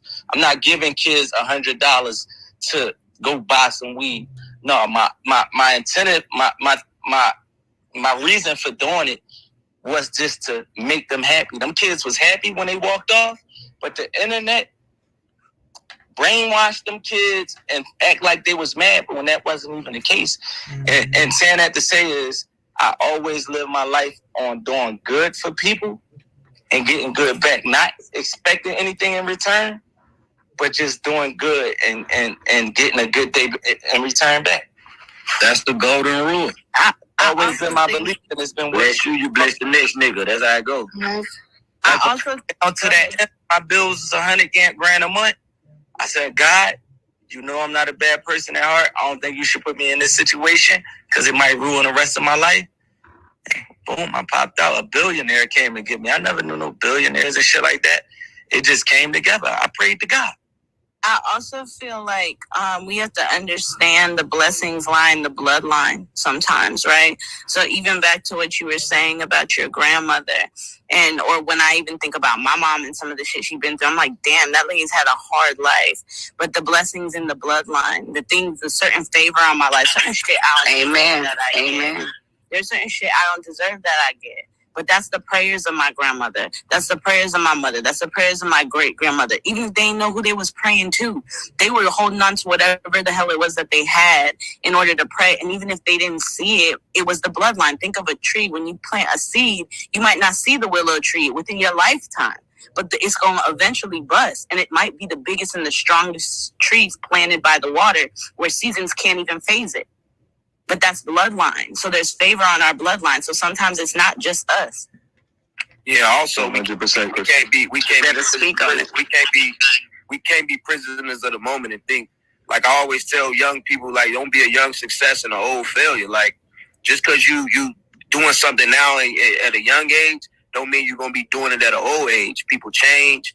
The prayers of your grandma, the prayers of your grandma, and the lack of success she had as a young woman, she was able to gather those blessings as an old woman because she sacrificed for you, your mom, and whoever else that you know. So you now, like they say, you bear the fruits, but you also don't want to think your young success will last you till you get older. And this is why it's important to follow something, to have some guidelines and rules to your life, and not just be out here living reckless. Because this is just the beginning. Like I told 21 about 30 minutes ago, this is the beginning of y'all lives. This y'all not even 30, 31, whatever the case. Y'all got a long way to go. You know what I'm saying? It's a long road. I tell my friends all the time. But the wrong and the right, if you don't follow these rules, you gotta go to hell. That will never. Nah, you don't got. No, you do not have to go to hell. You just have to find whatever it is that you feel the void is you're seeking. You're gonna find that throughout your lifetime. God is gonna reveal that to you more than one time. You might have missed it the first time, the second time, but He's gonna give you enough opportunities to catch it. So I'm saying you got enough time right now to catch whatever He's trying to reveal to you, so that you don't have to worry about whether you're going to hell or not. And I think that's across both religions, what he's saying right now. That's why I agree. What you say? Say it again. I said what he's saying right now goes across the board from both religions. So I would 100% agree. Any religion, whatever all 4,300 of them, He's going to figure it out how to reveal you. Even if you're an atheist and you don't believe in God, at some point in time, it's people right now, 2,000 people in this room. Osiris done said something, or Crystal done said something, Keisha, whoever keys, where God telling them right now in this room, it's your time to shine, baby. You need to believe in us. You know what I'm saying? Right now they getting the word, they getting some glory to go. I ain't gonna lie. I ain't gonna lie because it is helping me really realize, because I don't talk to my sister no more. Like, it really pisses me off, the shit that she do to me based off the simple fact that we family. Like, you don't cross certain lines, you know what I'm saying? Especially when somebody reaching out to help, you know what I'm saying? But, like, that kind of shit hurt me, and it make me not want to fuck with a motherfucker, you know what I'm saying? But, like, what Meek said, like, you know, if I make somebody else day good, and I know I can make motherfuckers day good, period.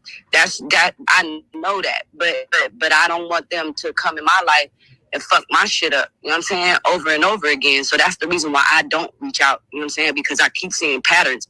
But it's bigger than that, and I know it's bigger than that, but it really fucks me up to think that my own people could do that shit to me, you know what I'm saying? So I that's something I'm struggling with. I'm happy to be in this room right now, just to put my mind on a whole other level. Keisha, something that I one thing real want quick. Hold on 1 second, Crystal. Yeah, go ahead. I want to say, like, it's super important right now what you're doing, brother. I don't think you understand the impact of what you're doing in the He's first saving place. lives right now. between the business conversations you were having last week and what you're doing right now in terms of spirituality, you got 2,000 people in a room on Christmas Day talking about spirituality and how they get their lives right. So my brother, you ain't gotta worry about what your purpose is. This is part of your purpose, my brother. Is what you're doing right now is using that platform to bring people together to make their lives better. You changing 2,000 people's lives who sitting here locked in for multiple hours at 3 o'clock in the morning talking about spirituality. So my brother, keep living in your purpose and keep doing what you're supposed to be doing. Easy and them put me in this room. I stepped in this room. I think they more responsible of holding this conversation. Hey, sincere. And orchestrating the way to everybody in the conversation. I'm not just isolating yourself. To everybody in the conversation, y'all all collaboratively using that platform to help change lives. This conversation ain't been had in hip hop. We're not doing this on a larger platform like this every single day. Yeah, I never big facts. I never for black people like this. Yeah, YK, I'm listening, brother. Hey, listen, I want to say this real quick. I might go to sleep, but I want to say this real quick to me that I apologize for raising my voice too. You know, I'm very passionate about God, and I want to say that you told me that, and I know I've been like back in probably a year ago when I first put out Worth It, bro. I swear to God is that. I understand that I could have been way bigger than what I am right now, like way big. I could be on a whole nother scale, but I sat in my bed and I said, wow, God, like, what's going on? Like, why I'm going through this for? Like, what's going on? Like, what I need to do? Like I know I ain't listening, but what I need to do to, to conquer? What I need to do to go to the next level? And he told me out his mouth, I got a relationship with God. And he told me, said, only reason I didn't let you through because you ain't ready. You know what I mean? Only reason I didn't let you through that door. Why would I give you all this? Why would I give you all this fame and all this money when you're not ready for it? And I feel like a lot of things, a lot of people in this, you saying you're not ready for this shit. Like Osiris, like you had when I first met you, you say you're gonna be big. You supposed to be the next big Chris Brown. I called you one day. I said, if you the next Chris Brown, why the hell you on internet boxing niggas for months straight? Like, what is that? That's not a good look. I understand it. I'll tell you this. I called you again. You went up. You said, I'm gonna have the biggest R&B album out ever. I am the best. I called you. I said, yo, don't even line yourself up to hurt yourself like that, because that'll lead you to talking like this today when things don't go your way. For sure. Yeah, but I feel like the go on that meet, I would feel like that. You had choices to make. Yeah, but things that you could have made where you might not be talking like this that they said. Right. But I feel like this. You can sing a song. Why can't let them talk?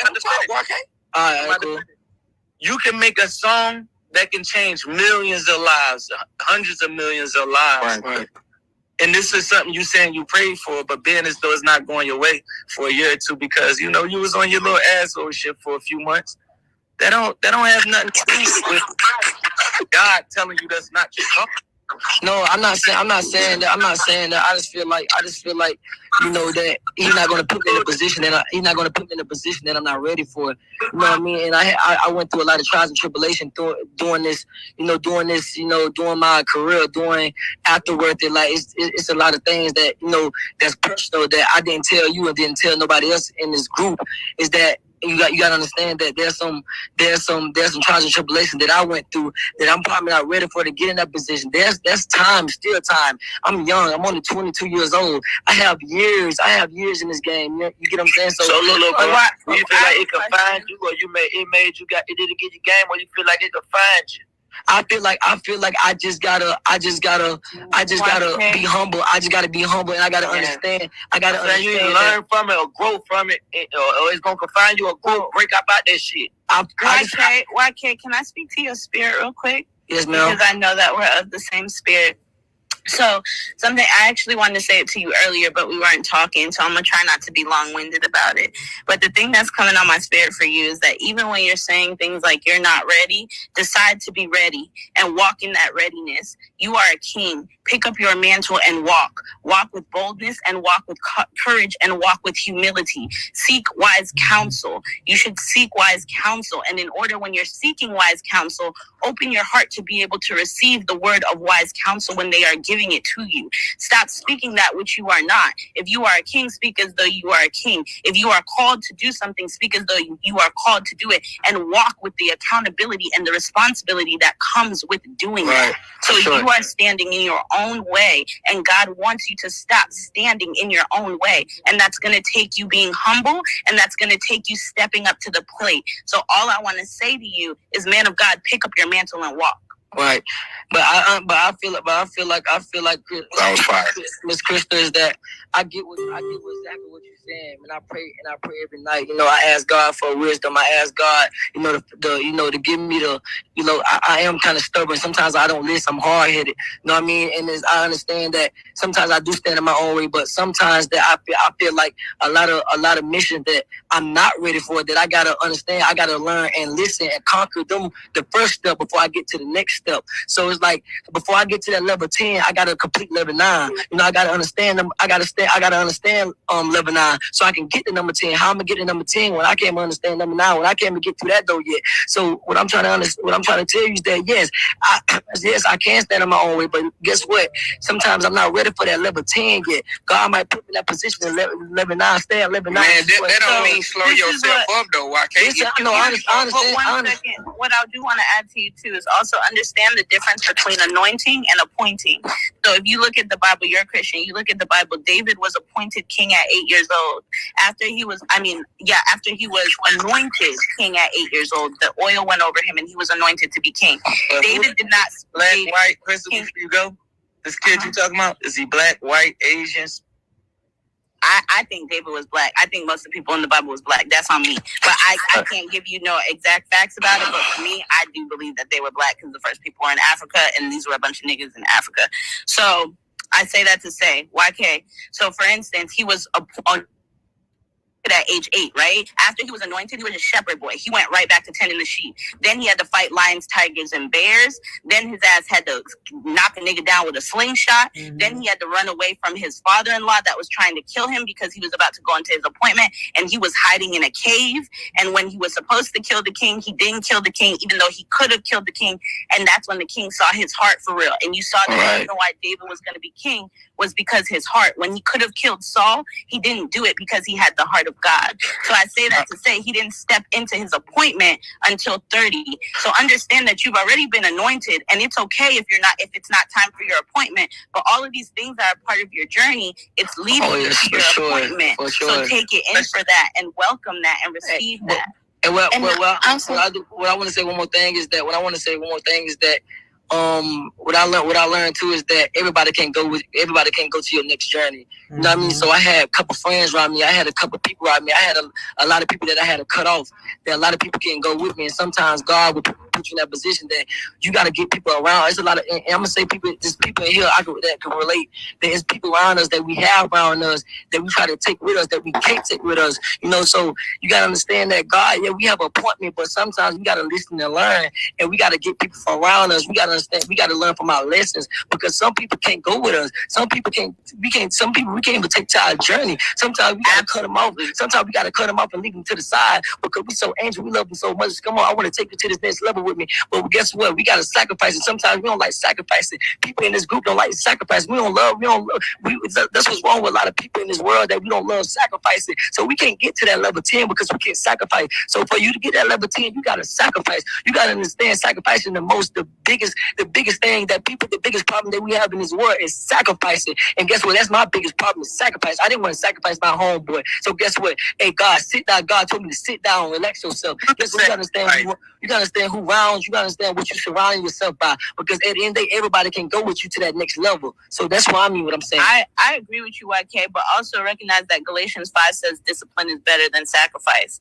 So even if we're disciplined in terms of the people that we keep in our energy, in terms of the people that we keep in our space, in terms of the things that we entertain in our eye gates and our ear gates, and the things that we allow to impact our spirit, y'all talking now. We don't even have to sacrifice because we're moving from a spirit of discipline and from boundaries. So it's also understanding that discipline is better than sacrifice. So instead of us even have to move where we're sacrificing and we feel like we're hurting or we're lacking something, we can move from a spirit of discipline where we get to own what's going on around us and what we're interested in. Right. And I also move from a spirit of intention, right? Somebody said earlier on another room that intention is the first form of action. And it did stay stuck with me because sometimes in order to move with intention requires us to have clarity. And I think that what I'm seeing from you is a lot of clarity right now, even though you seem to be trying to organize your thoughts and the questions that you are asking yourself. I think that none of us have all the answers. You know, a lot of us is struggling on what type of questions we should be asking ourselves. And by listening to you talk, I'm seeing a lot of self-awareness, which is already progress. You know, because that awareness will always come before improvement.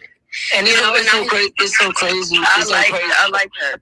It's so crazy. It's so crazy because it's. But I ain't gonna lie. I ain't gonna sit and just start talking like, man. I didn't cry every night and ask God like, why? And I'm like I got so many people around me, but why I'm going through this for? And He told me like, man, sometimes man, you gotta sacrifice. Sometimes you gotta sacrifice women. Sometimes you gotta sacrifice people around you because some people ain't good for you. You know what I mean? So. You look like you living a blessed life. Like you come from poverty, you doing well, you got your family with you. Like it's for sure. But sometimes it ain't good as it seems, sir. You know what I mean? So you understand. So you gotta understand. Yes, sir. I understand what you're saying, but guess what? Everything is not good. Everything you see is not what it seems. So yes, sometimes I might hide. Sometimes I might hide my pain. Sometimes I might come in your face and you can be like, "Hey man, I love you, man." And guess what? I might smile in your face, but guess what? After the club, I might start crying. You don't know what's deep inside. You don't know what's going on inside my home. So you can't really understand what's going on. But I'm telling you is that sometimes you gotta sacrifice, and that's my problem. I have to sacrifice, and I don't like sacrificing. And God humbled me. He told me, "Sir, I'm about to humble you. I'm about to show you that you need to stop. You need to stop being whatever. I need to. I don't listen. I'm stubborn. I don't want to listen. I want to keep lusting. I want to keep messing with different women. I want to keep doing this. Guess what? You got to humble yourself. You got to relax and look around, sit back. You got to sit back and look around and look at the bigger picture. What do you really want, Osiris? What do you want out of this music industry? What do you really need? What do you feel like you want? You want to want, but you don't want to need. What do you need? What do you need? You keep asking what you want, but what do you need? You also need to forgive yourself for some of things that you are probably struggling with, on decisions that you believe you made that was wrong ones, and don't let your yesterday take much of for today. For sure, I like that. Forgive yourself and absolutely. keep moving. Absolutely, yes, man. And guess what? I learned that, and I promise. You just said that. I learned that probably like a month, like 2 months ago. Like I always hold it on my back. Like I always hold it, and I feel like I can't put yesterday and put it 10 days. I gotta keep going. I gotta keep praying. I gotta keep moving. I gotta just, whatever God put me in a position of, whenever you tell me I'm ready for it, or I ain't gonna say you tell me, because I need to be ready for it. And I'm working every day, and I'm still in the studio. I'm still making music. Because guess what? When that door open, it's gonna open. And when that time comes, it might not be my time now, but it might be my time next year. It might not be my time next year. It might be my time in 2022. But guess what? When it's that time, and I'm gonna be ready for it. I'm gonna conquer it. I want to say something adding on to what Crystal said. Crystal said sometimes that obedience is, or discipline or obedience is better than sacrifice. And that's what the Bible says. But I also want to say that sometimes it feels like the obedience is sacrificing something or someone. Because it's just like, like he said, everybody can't go with you where you're going. And sometimes the people that you're trying to hold on to is holding you back from your next level. Absolutely. So that real. That's why you gotta goddamn get around the people. You gotta be around what you want. Can I ask y'all something? Why didn't nobody say that when I spoke about my family and what they? Because sometimes it's like family be the worst. Like you don't want to let your family go. You don't want to, but sometimes family can also be toxic. And I've heard, I know firsthand Hey, Keisha, what I want to say to you, Keisha, because I heard what you said. What I want to say to you, I want you to pray for your sister. That's the best thing to do. You understand? And pray for a better relationship, because guess what? You love her and she love you too. But guess what? The devil trying to intervene. He can't get y'all. The devil don't like that. The devil don't want you. The devil don't want you to call your sister. The devil don't want you to have a better relationship. I'm gonna tell you what you need to do to the devil. Wait. What you said to me? What you said to me? I don't like a past. And guess what? Okay, so let me ask you, what's your opinion on that then? Because you've been through some shit, like the rest of us in this music business been through some shit. All of us been through that shit where we have family, we got people close to us. I seen something you posted, Meek, earlier. It was like, my baby mama really than a lot of my day ones. And what I mean by that, I mean by, like, when my baby mom did her business, she ain't have to cut me at all because her shit was already going good. I helped her advance, and she already was going to be successful, but we was in a relationship, so, you know, I put a lot of my energy into her dreams. She ain't have to cut me in. She cut me in. When it comes to me or just like my son. Exactly my point. Look, exactly, we don't have to deal with each other. We're not having sex right now, but she still made sure she got my son. Exactly my point, though, Meek. And that wasn't even my. I can't. One of my friends some of my friends are even in here. I cannot name one friend that ever bought my son something for his birthday or Christmas. I have dished out millions of dollars to people around me. Wow. So let me ask you something, Meek. Do that make any sense? I mean, that's crazy, man, bro. That was crazy. Okay. Hey, Meek, Keisha, in your journey, Meek, I think Keisha was asking Meek a question. Keisha, what were you asking? Keisha, you on mute. She might be getting a phone call. Oh, my bad. Can you hear me? So I'm saying, if you bring your family into this business, I didn't have to do that. A lot of people in this business told me not to do that, actually, but I didn't listen to that. You know what I'm saying? Because I want my family to win just as much as I want myself to win. You know what I'm saying? I don't want to just be the only one winning and be handing out money, because at the end of the day, they said, you know what I'm saying, you lead a horse to water. It's all funny. Like, it's like no, I'm just saying opportunity. Like you said the other day, you told somebody, you said they was always there for you, and they brought artists to you, and you said if you needed a job, you told that woman, you said if you need a job, I'm gonna always make sure you got a job, right? That's what I'm saying. That's what I'm saying about my family. If we doing a reality show, we did a reality show that was really successful. I'm saying at the end of the day, why not have them do their own reality show? You know what I'm saying? But like you were saying about cutting you in, I didn't even want. I'm gonna get my shit anyway. That don't even got nothing to do with it. I want to be here. I'm talking about morals, right? Like, I probably don't know my baby mom for a year. The people I've been around 10 years and shit like that. I probably got signed in 2012. If you follow me, you know that I took my homies everywhere I go for 8 years, all over jets. There's no way that a woman that I met 3 years ago should be outperforming the guys that I sacrificed my whole life. Like, you know, like when you see me on the jet with 10 guys, I can't take my son to school, but I really want to take my son to school. Or if I give can I finish my point? Look, if I give a guy, can I finish my point, Meek? Oh yeah. Meek, can I finish my point? My point was my fans. I brought my family in because I know my family real as fuck, like period, point blank, right? But if I bring my family in, right, and my fan base is built off not just my music, my fan base is built off like my family and how family oriented I am. You know what I'm saying? Like, if my family go out there and they start talking shit about me, what my fans gonna do? They're gonna look at me away like, yo, what's up with this bitch? You know what I'm saying? Like, I thought she was, you know what I'm saying, 100 with it. When all the time I really am. Like, you know what I'm saying? Like, to me, that's telling me that you don't want to see me win as much as I want to see y'all win. That's part again. I'm saying if I brought my family in, I'm saying if my fans are based off not just my music, it's also based off of who I am as a person with my family. If my family, the people that I'm looking out for, go out in the public and talk about how real of a fake ass nigga that I am to them, knowing that ain't the case. That is taking my fans away. That's actually taking away from my immediate family. If I have kids, I'm saying, if I ain't got no nigga, I got kids. Period. I got to take care of my immediate family. When I ain't over here with no nigga, I'm over here with my children. You understand? So for my family to put me in a position where I lose fans, to me, that's the reason why I'm saying what I'm saying. But Keisha, sometimes you gotta love from a distance. Yeah. You know what I'm saying? You have to love from a distance. But do y'all understand what I'm saying, though? The point that I'm making, though. Yes, I'm talking about me doing 5 months in prison and holding niggas down for 8 years. Nobody ain't take my son to basketball practice one time. Hold on. No. That's not the same thing, Meek. That's not what I'm saying.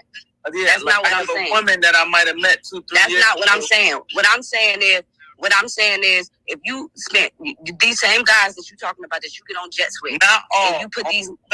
Hold on. I'm saying, let me tell you what I feel.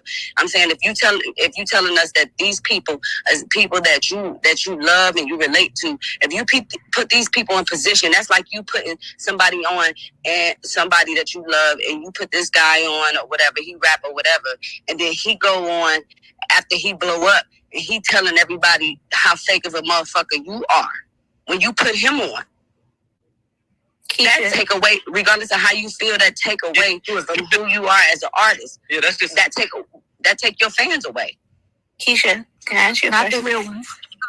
Do you believe? I'm just saying it does, though. Do you believe in spirits? Of course, I believe in spirits, but I'm talking about people. I'm talking about these motherfuckers. I understand. I absolutely understand what you're saying. I guess for me, what I would just say is like, I feel that what you're battling with, particularly with your sister, is that there's a certain spirit. Not just with my sister, it's a bunch of them. Or maybe with your family. There's certain spirits. There's a spirit of divisiveness that's clearly trying to come in. There's jealousy and envy that's clearly trying to come in. And so these are different things that they're battling with internally. And I know that you're hurt by it, especially when it's people that you love. And I've dealt with that with my family. I'm not on a platform like you are, so I couldn't even imagine how much more it hurts. But that's why I asked Meek that question. But that's why I asked Meek that question. I would ask 21 that question. I would ask YBN that question. I would ask Osiris that question, because they are in positions like I'm in. I would ask them how they deal with that kind of shit, because that kind of shit will fuck you up. Yeah, I deal with it. For real, fuck you up though, for real. Everybody can't come with you regardless of who it is, your family, sister, or whatever. Like, that's right. You gotta love a person from a distance. You know what I'm saying? Like, I just said that. Really, bro, you just gotta just weave away all the negative energy. Like, that's just like you saying you trying to put your sister on or put your family on. You can't want them more than they do. You know what I'm saying? Everybody ain't got the same ambition. But even when, like I say, when it comes to like shit like that, you gotta learn how to deal with people. You know what I'm saying? You already know what to expect, so you ain't letting yourself down anyway. You get what I'm saying? Like easy and anything in my life, I'm always savage to anything. Never cry in jail. I don't go what happened. The one thing that hurt me is the way that, like, people that I sacrificed my life for, like not taking my son to school, flying on jets, spending millions on hotels, and not even take the money out. Just taking one of your friends from out of the ghetto where 9 times out of 10, they might go to jail or die, and getting them to experience the world. For that not to be reciprocated back, and in some cases almost even turned to like bad talking, it just threw me totally off. That's the number one thing that like really crushed me with people and made me look at people different. That was the point I was making. Thank you, Meek. That's the key word, though, reciprocation. Right. And I think it's rare that shit, reciprocation gonna happen. It's very rare. You got to audit your relationships based off reciprocation every step of the way. Everybody ain't true family unless it's reciprocation. Otherwise, they just relatives. I have a homie who has life in prison. He has nothing. He can't ride for me. He can't give me no money. He can't do anything. That's my friend.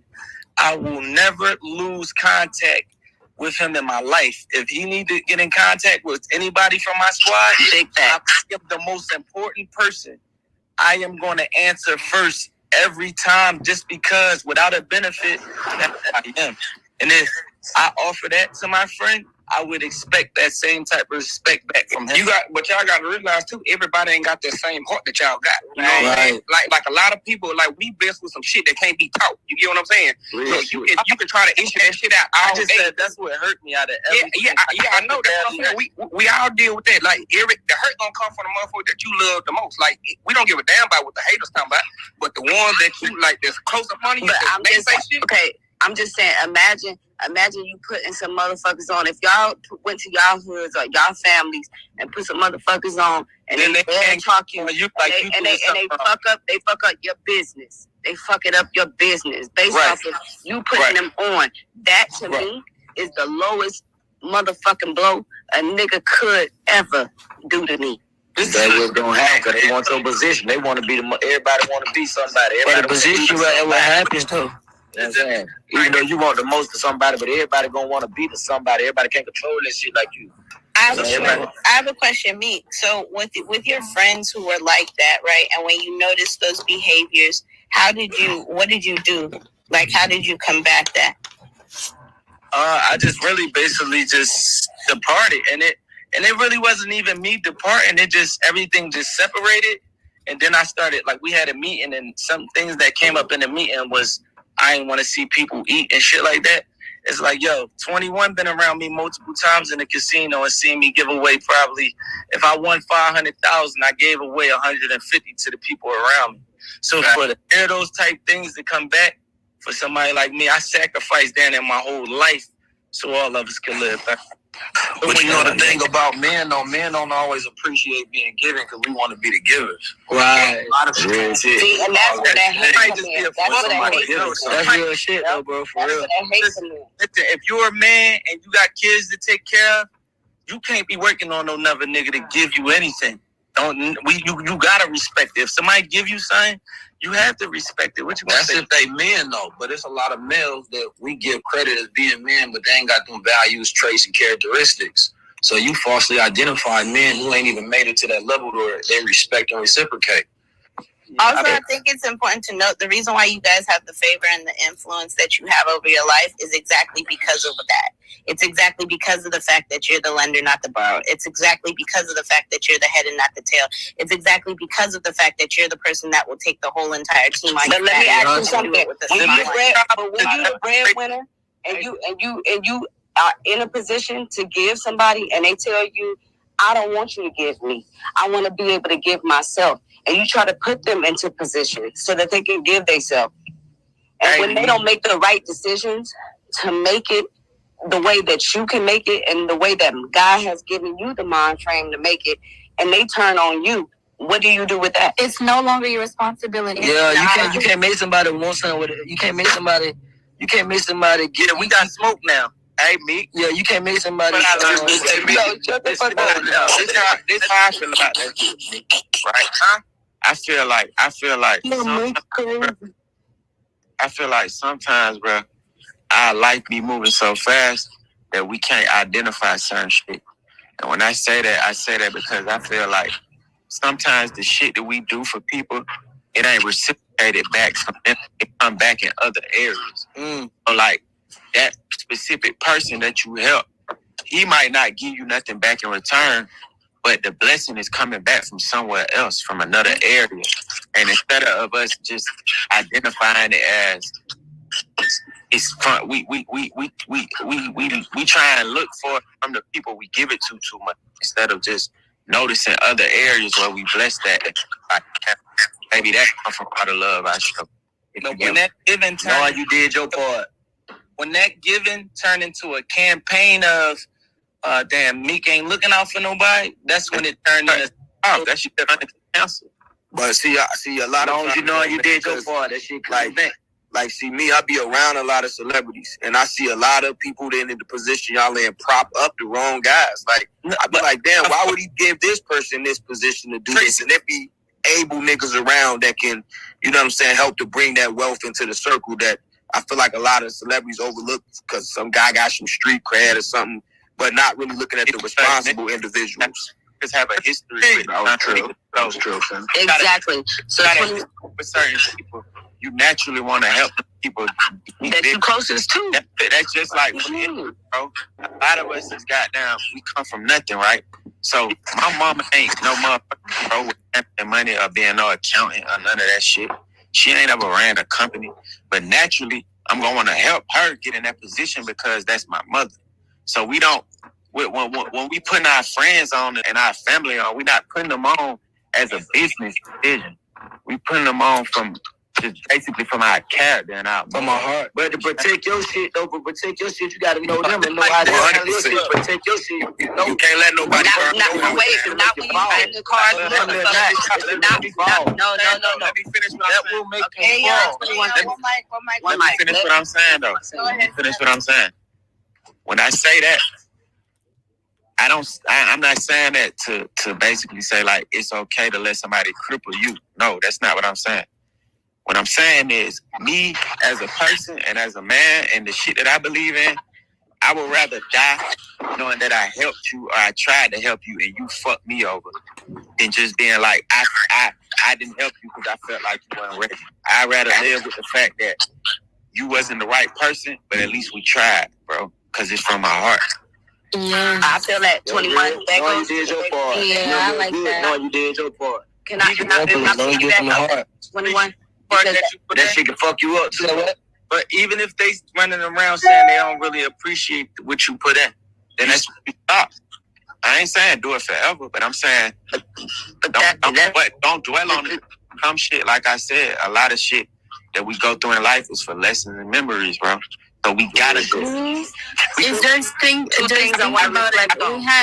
Look, check this out. How can we identify the good friends if we don't know what the bad friends look like? That's a fact. How can we identify the people who are deserving if we don't know the people who don't deserve it? I talked to my homie today, right? I said, has anybody from your block, he got 16 years, I said, has anyone from my block came and visited you yet? No. Has anybody on our block collectively gave you more than $5,000 within the 18 years you've been down? No. Damn. BC, has anyone checked on your mother since you've been in there 16 years? No. I said, so are these people we talking about your friends? This nigga 21. They should no. Hell no. Like 21 crazy. Okay. Nah, cause y'all was preaching for a minute. I thought I was in church. Okay. I swear to God, I thought we was in Sunday school. I felt happy it shifted. That's the only reason why I came off mute. I'm glad we brought it back, but the fact of the matter is we keep talking about the family and what we giving our jobs to the family and shit like that, but they not doing right by it. And then you a fake nigga for it, you're a fake nigga for not doing it. You know what I'm saying? Like that's what I'm doing. And I'm an R&B singer. I'm an R&B singer, and I'm dealing with that shit. That's why so many people look at the way they do it. And damage this so much that it could fuck your brain up where you can't even produce your music the right way. That's what I'm saying. Come on, bro. I'm not never gonna motivate nobody to be naive, right? But at the end of the day, in my heart, I feel like everybody deserves a chance, bro. Cause but not everyone deserves the same. We was given a chance. I don't want to be knick-knack and pick at certain words, like. We were given a chance, right? Yeah. So we should always look at people that we love in return, whether it go right or wrong. Why 20 was? Y'all got a PTR, man. 20 was. He been on that for a second. I give niggas chance. Talking about like shit, you get blessed, you gotta bless the next nigga. I try to. You gotta try to. If it don't work out, move on, cut them out. But look, though, hey, tell me am I wrong for feeling how I feel, right? Man, one of y'all niggas I might put that. That's all like. The way I protect myself, bro, I don't trust nobody at first. Like, you gotta prove your loyalty to me for me to let you in. But people be looking at me like, oh, I'm blocking certain blessings because I don't trust. Like, I tell people this all the time, though. Our teachings was when you get up, you pull up everybody you with. That was our teaching. That's what we've been rapping about. Even if you go back and listen to our, it was designed, the way it taught us was once you get on, you got to bring all your guys up and put them in a position. And if you don't do that, you like a sucker. Was that not even the niggas that didn't play no role on me? No, but was that not the narrative that we was given for the last Yeah, it was. When you pull niggas up, everybody, you'll be surprised how that shit flip on you when niggas get in position that you put them in. When niggas feel like they got a little power, shit'll come over your game for real. And I was saying what I was saying is that's why I don't trust niggas at first. You can't. It's not about trusting, it's about boundaries, brother. I'm setting the boundary. That's my boundary. Family. Yeah, but you trust never you close walk the out door against the on world. You can't never close the door on certain people because of your past experiences, bro. You gotta trust people to be who they are. You gotta know the people. You gotta know who they are. But you ain't gonna never know. Yeah, niggas be echoing, bro. Can y'all please mute y'all mic, bro? Whoever might echo. Hey, what trust mean to you? You said what? I said what trust? What the definition of trust mean to you? Man, I don't know. I ain't too big on definitions and shit, but what trust mean to you? You evaluate more so through actions. I just turned on yesterday though. So any nigga that I'm talking about, like we got history together. Cause I ain't gonna lie, the people that I consider my friends and my brothers, I know they'll go die or do life about me. So I feel obligated to at least give a nigga a helping hand. But if I'm prison, no, hold on, YK. We got a homie in prison that got 16 years and another one that got 7 years. And if nobody been to see that person, why would I feel like you would die for me? See, I got everybody, but look, bro, everybody's situation ain't the same. I got niggas who died for me. I was with them when they died. So everybody, that's like just your personal situation with your case. Just like me and my niggas, we tighter than whatever a nigga think they could be, bro. So that's why I feel about my niggas. Right? But look, if someone is in a gang, right, and you get locked up, will that gang support the kid, your family when you get locked up? Hell yeah, we do that shit. We ain't no gang, we're a family, but our brothers, cousins. Like people put like their baby moms in groups, like 2-3 niggas. They got everything they need, like riding down. Whoever mic like echoing, please mute your mic, bro. Like, who is that? Yeah, I don't know. My shit ain't echoing. It's like this. Like if you in the streets, right, and you just get 25 years in prison, and you in a gang, some people you risk your life and freedom for 1,000,000 times. Do you truly believe that group of people will hold you down for them 25, your family down for them 25 years? Depending on who it is, hell yeah. But is it a large group or can you count on 2 hands or one? One for sure. Nah, I wouldn't even say that, bro. I think like maybe that's just the younger generation, but I ain't gonna lie, we hold each other down, bro. That's what's up, 21. That's what's up, 21. That I can witness to. One of my not like personal. That's friends. I shit like a little bit more cutthroat. Like it's like almost like every man for itself. See, from the record showing. Look, from the record showing of the teachings of, you don't even have to be a gang. You could be a block. You could just be a clique. Like 9 times out of 10, when people go to jail, they end up depending on like a girl 9 times out of 10, like their baby mom or their mom. That's the data. Probably 90% of the niggas in jail. That's just the way it goes. Especially if but look, it's hot though. A lot of the times that's because niggas don't want to ask other niggas for shit. That's a fact. It ain't because the nigga ain't gonna be there. And I ain't gonna lie, like, bro. Like my homies don't ask me when niggas locked up. Nigga reach out. My people, bro. Man, bro. I just know they in jail, so I'm just gonna look out. Like they don't have to like call me and be like, yo, I'm broke. If it just pop in my mind, yo, Sam, $2,000, it's gonna last them for 6 months. Like they don't even have to ask me, but everybody struggle though. Everybody like we deal with some different things. And Mick, you also ain't the same. That shit you also have definitely the same. You know? So you understand. Talking about the streets in general, like to date on the streets. Like, have y'all ever seen like a group of guys really hold somebody kid down after they got like I do. I hold it down 3 niggas right now. Yes, me. Yeah, on our side, that shit ain't like that. That's what I'm saying. Because certain people, like I don't even have somebody that be around. That's why you still here. I got jet pictures. I don't have nobody around me that ever bought my son anything for his birthday. Cause just our environment where we come from, the way we come up is like different. It's like I watch. I don't know if anybody from the East Coast, but it's a little different. Like once you fall in that system, you end up almost hating the people you was running with because everything changed. Everything with the morals was in the street, ride or die, don't turn into the same thing. You might be 8 hours away, so you ain't gonna get 4 visits every month. Cause you might get 4 visits a month. Them people that said they would ride or die for you 9 times out of 10, if it's 20 of them, probably a lot of 2 or 3 gonna stay down, and probably 1 gonna be a girl.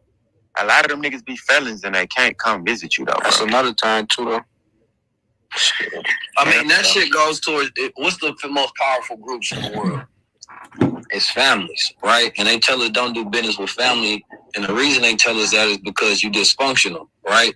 And in order for a person to be able to do business with family, you got to have a functional family where everybody know how to play their role. And the only way you're going to know that is everybody got the same mission, vision, and values.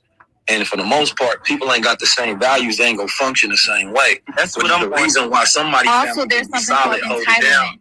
And somebody else's family ain't going to hold it down. So 21, his experience would be different than yours, Meek, because those visions, those values, and they family would be different. And that's why certain people have a power structure that can ruin shit differently. So the goal becomes how you create a family order to where y'all got the same mission, vision, and values, or do you continue to keep the people around you because of the experience and the relativity? Yeah, and it's a little different. Like I've been trying to do this for like maybe, I think 21 came on probably 2 years, 3 years after me. I've been my whole orchestration was trying to build Dame Dashes and the new Puffs and shit like that. I used to always ask, yo, who gonna be the next Puff that be with us? Like, all right, I'm trying to be the next Jay. Who the next Puff? Who the next Tata? Who the next Jimmy Iovine? That was my 8 years of that. Not saying I ever turned my back on anybody, but in life, everybody is not even designed to be a part of what you want them to be a part of. That's real shit. Like I narrowed it down to like, if I go very high up, my homie has a responsibility to come up, because if I come, and I got this from Snoop Dogg, if I come all the way back down to the level of trying to help so many times, I could lose everything just trying to help. Sure. I mean, and 9 times out of 10, the help that I'm giving to this guy, I might be giving him more help than I'm giving to my grandma or my favorite aunt. And later on in my life, when I became 33 years old, from just taking care of or trying to help people or putting people in position, I didn't get that back. And not even talking about the people that I hang around. I'm just talking about in life, period.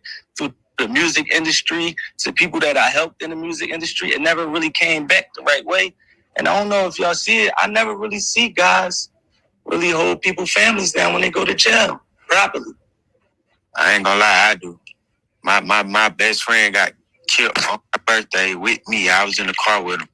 And his mama got a house. All his siblings got cars. Yeah, see, like, that's you, though. That's some real shit. Like, now, give me another example. Because anybody else on the board do the same way. Nudie best friend got killed. He do the same shit, bro. No, I ain't talking about got killed. Like, no, you just went to jail. Like, you need lawyer money. You need his lawyer costs 100 racks. We all chipped in and got the lawyer. Yo, me, I'm not gonna hold you. I'm holding down niggas right now, bro. Like when niggas who went to jail when I was broke. Now that I'm up, my nigga, I'm sending money, paying for their daughters to graduate, babysitting dogs, niggas left, all type of shit, bro. It's niggas out here that do that, and I ain't never been a part of no crew. It's just people that came in and out my life. But is it a group? Like, if you're in a 20-man gang, is that 20-man gang gonna commit to ride or dying for your family? We ain't gonna say anything. No. I can't say that. That's out, bro. It is. It's gonna be at least like God, loyal people, nigga, and I believe you. I know some good niggas around you. Sincere, you may be a good nigga, but the grand scheme of things, like, if we ride and die together, this one group or this one family, when one fall, is you gonna ride or die the same way? Well, sometimes it just takes somebody in that group to goddamn to make that, to put it together. You know what I'm saying? Somebody powerful in the whole group with the rest of them niggas. You know what I'm saying? The niggas gonna follow and handle their business. That shit don't come along that shit don't come along too often, no touch. Man, that shit is too circumstantial to answer the question. Y'all, like it's a nigga, long nigga speak up in their group and chip in, like bro said. Shit, nigga, somebody came and said, hey, we gonna chip in and do this. You know what I'm saying? If you wouldn't have said that shit, might have wouldn't have went that way. You know what I'm saying? Somebody got to orchestrate it and put that together for it to happen. So it got to be some leaders in the crew. They can't have a crew. I ain't gonna lie, you don't see it often, but it exists 100%. Yeah, I definitely know it exists. But it ain't the most common. It's people on here that do it. Yeah, it ain't the most common thing though. Nah, hell so. No, it got to be a standard. Think about it. A lot of the time, and I bring that up about like a lot of these niggas. I came to a point in my life like, if I go hard for this many people that I know deep in my heart wouldn't go this hard for me, even with the smallest thing. Like the smallest thing might just be, all right, Meek Mill been down for 5 months. I'm gonna go get his son at least 3 times and try to be a part. Anything. It don't even have to regard money. Well, some people, I feel like a lot of times where you go wrong is you think the people around you think like you, and they don't. You know what I'm saying? They just don't have the mindset. They don't know how to be considerate like how you would be. And I think that's where we go wrong. We expect the people around us, because they're around us, to think the way we do. And some people just don't. I ain't gonna lie though, Meek, on some real shit. Well, you can finish that. You gotta look at these niggas like, do they even go get their own son, bro? Like, before you even expect them, you know what I'm saying? Like, yeah, I don't even do business with niggas that don't take care of their kids. I stay away. And communicate too. I think a lot of us lack on, learning how to communicate and have dialogues, and we're just gonna make our own assumptions and get mad at each other and don't talk, and then sabotage the whole relationship because we didn't talk. And I'm not only like romantic relationship, but a friendship too. Because somebody gotta have niggas gonna speak up. I ain't gonna lie though. I ain't gonna lie. I don't shy away. I know niggas who got kids, right, that's around me, right, that these niggas had kids when they was 15, 16 and went to jail, and they missed the whole family that gets built to be a father, right? To get a chance to experience it. So they come home, and it ain't that they deadbeats. It's that they so embarrassed that they don't know how to be a father that they run from it instead of embracing it. So I don't condemn niggas for that though. I talk to my niggas and help them like, bruh, just accept the role type shit. But if you doing that, I mean, that's you been a positive influence. I just choose not to. I'm gonna say this too. I think sometimes when you the head of a situation, it's hard to come down and really discuss and figure out what everybody wants in the organization. I just had this conversation with my partner. He think about this. Who the fuck said the game is based off of what all your friends want? Like, I know but this is what I'm saying. Listen. I know at least 20 billionaires. They're all successful. Nothing is based off of what everybody around them wants. But if they want to do something for them, they'll cut them a check and let them go their own way. You put yourself in that position because of how we grow up, and like you say, I'm just saying we was taught the wrong way. I would rather cut my homie $100,000 check and send him on his way when I actually get on my feet enough instead of. But before you do that, though, bro. Before you do that, bro. Not even one. Before you do that, and this is what I was saying to my partner, like, figure out what everybody want first, because they might not even want 100,000. They may want the position you got and you can't get that to them. So before you go on this 8-year journey with these people, you need to know, hey, what you trying to be? Because if I can't provide that for you, you don't even need to be on the team, because we ain't gonna see eye to eye in a year. Shit, nigga vision changed though, bro. Everybody need to be in position. Yeah, when nigga get that power, that shit vicious, boy. Nigga vision changed though, bro. Nigga might not want to. You can't say that to your friends, because when you come in this shit, nobody don't know what they doing. We just fresh in it. Everybody just trying to figure it out and get their feet wet. So when years and years and years go by, it just gets too late, and then a lot of things might get in between your relationship, and we can get out of this. We were just saying that Keisha was saying that, like, you try to put your family on, and that can just ruin your whole everything. And for real, that just was the way we was taught, and you don't have to do it that way. you can actually get up and then write some of your family members checks and let them build their own businesses. Or you don't even have to like someone say, you tried it, don't do that with anything. You could just focus on you, your kids, and the people that did for you coming up before you had money. Yo, Meek, I always think there's a problem when you have money and you give people who never had money, they always find a way to fuck it up. So you gotta structure, like for instance, when I got my first check and I hired Spain, I gave him some money and I gave him a job. And even though I know he didn't know what the fuck he was doing, I walked him through it. So that way it created a lane for him, and also he was learning at the same time, so that after that he didn't have to depend on me because he was making his own money. And I think true. that Everybody ain't gonna progress like that though. goes back to financial literacy within our communities. Because most of the time we're getting mad at our family members when they ain't never had that much money in their life, and friends, or some of us never had that much money in our life.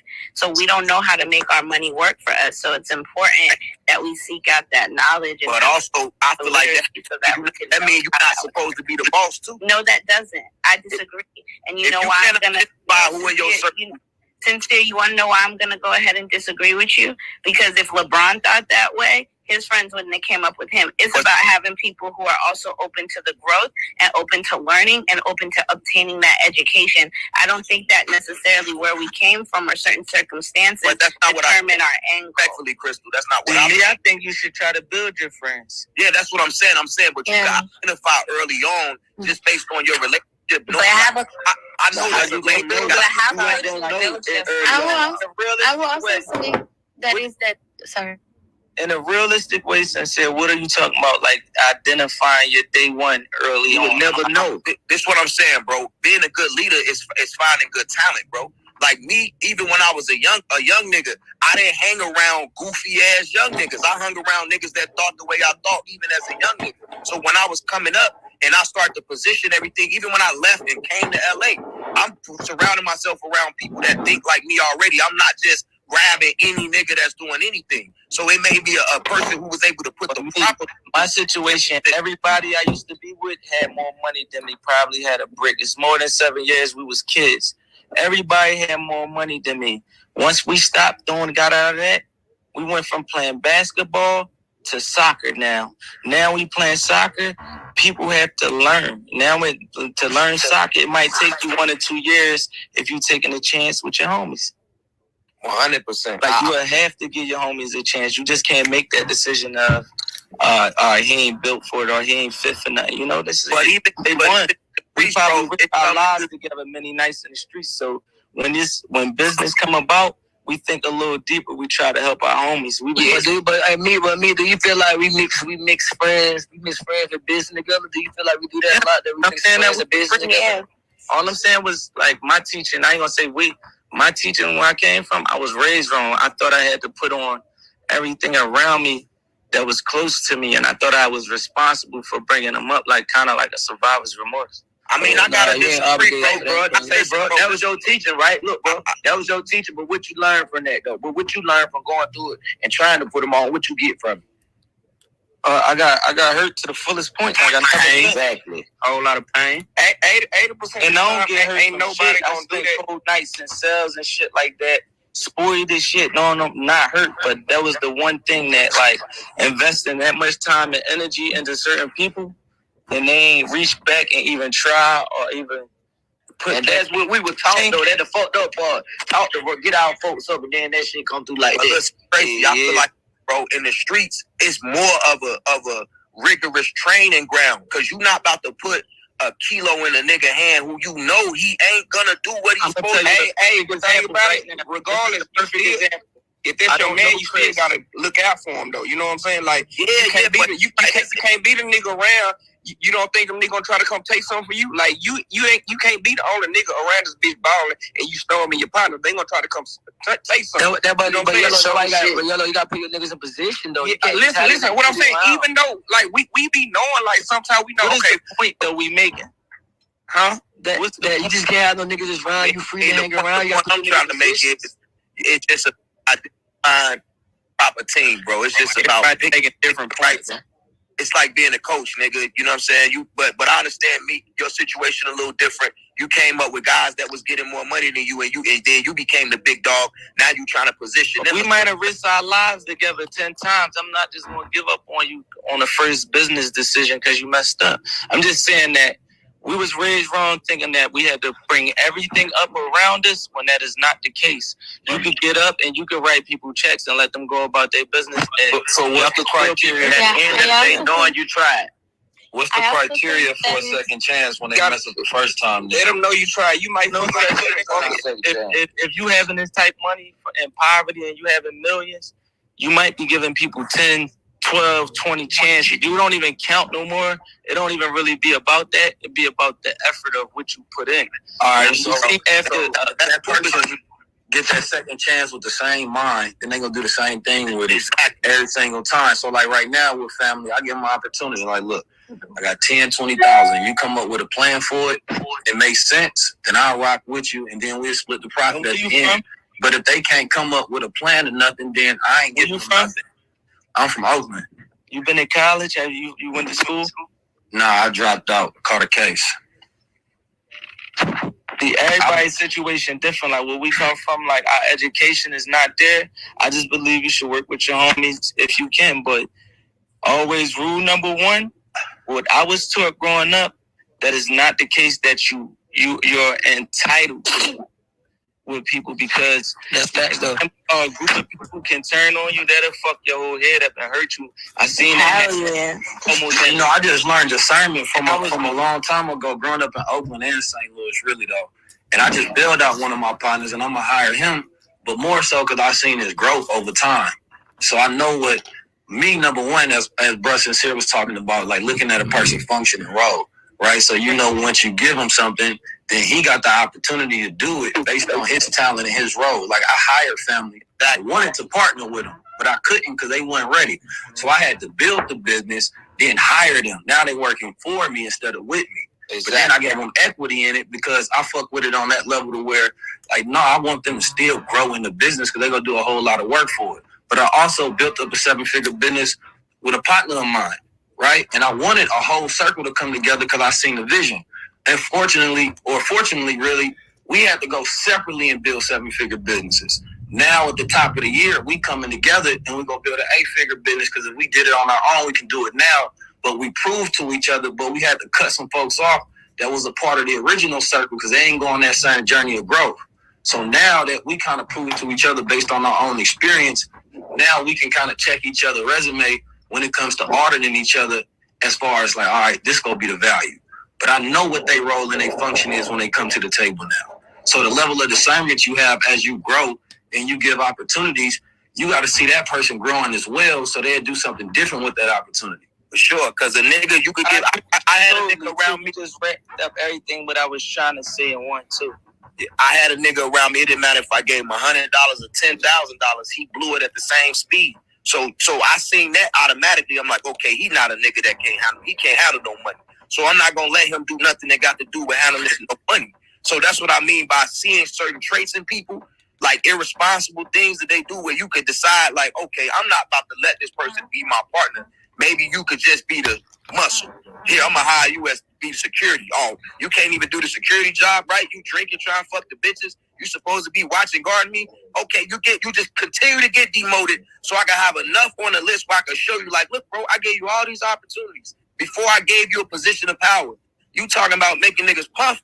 Everybody puff, that's big shoes to fill. Like, bro, you might get your life took while your security in the club drinking because you trying to take a chance for your man. It ain't just that easy. I understand, but I'm just saying I'm using that as an example of how you can identify, like, learn from the actual security we got, bro. We got the real one. Here, you learn how to do this and get your gun card and do X, Y, and Z. If you're not willing to do these little simple things, I'm definitely not about to take you on these when I keep growing and progressing. And then years and years later, I'm looking back like, damn, I done took him on this whole ride. But you had a million opportunities where you seen this person couldn't even handle the small tasks that you put in front of us. I understand what you're saying, Sincere. I think what Sincere is just saying is that like we got to be more discerning about and more self-aware and paying more attention to the people that are around us as well. I will say this, that I will help my friends independent. Like some of them took advantage of the opportunity and came and have a better life now and is growing. Others didn't, and sometimes I have to help them, and I still do, because like it's not up to me to really, judge. Of course, I'm not going to let nothing hold me down, but I also know that what is obvious for me is not obvious for them. And I also know, like, now that I know better, that I wasted a lot of opportunities in my life before because I did not even know that was an opportunity. So I think that I always try to come from a place of like understanding and empathy, because like the timing, like my time is not my friend's timing, And I think with even considering that too, like I think also to Sincere's point is it's recognizing that someone's time might not be the other person's time, and that's okay. But you can't miss your bell because it's not somebody else's time. So even to like what Meek is saying, like, sure. And what other people are saying, it is your time. It is your time. The greatness that's supposed to be happening in your life, the favor that's on your life, it's your time. So you can't afford to miss your time. Help to the extent that your heart leads you to, and do that. But whatever you do, don't miss your golden ticket and your You have to take your time behind somebody else, because at the end of the day, we came into this world alone, we're gonna die alone. And so everybody has their own purpose. Everybody has there's a vision on their life. There's anointing on their life. We all have gifts. We all have different gifts. My gift might not be your gift. So with that being said, you still need to walk in your gift, and you need to walk in your timing. Yeah, they take your time. And I think, and the one thing that I came to the conclusion too, Chris, that you are so right, is that sometimes like it will take some of us to become in order for our friends to even see that it's possible, because it's not everybody who has the ability to be what they cannot see. It's like only a few can see beyond the environment, and yes, definitely got to walk through your gift and make it happen, so you can be that reference that you didn't have. That's real. I'll say this last thing before I get out of here, man.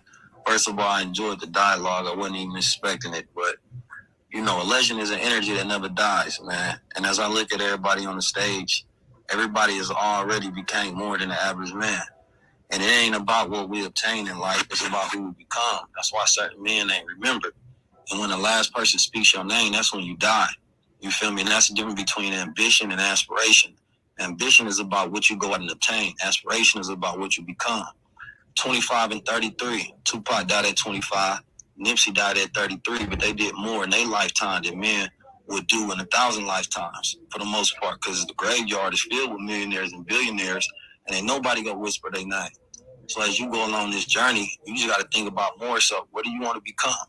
And the more you give to others, that's the more you give to your legacy. The people closest to you ain't gonna be able to appreciate it because they blinded by the light. You understand me? And that light that you got be far reaching to other people you ain't never met, because they can see how far it's going. So you just got to take your strides and understand that when you ahead of your time, you ain't going to be appreciated right now. You understand me? But if you do it all for your legacy, you'll be all right. They're real. That's real. Yeah, that is. So, Bar, if I ever use that shit on the skit, I need you to clear it for me.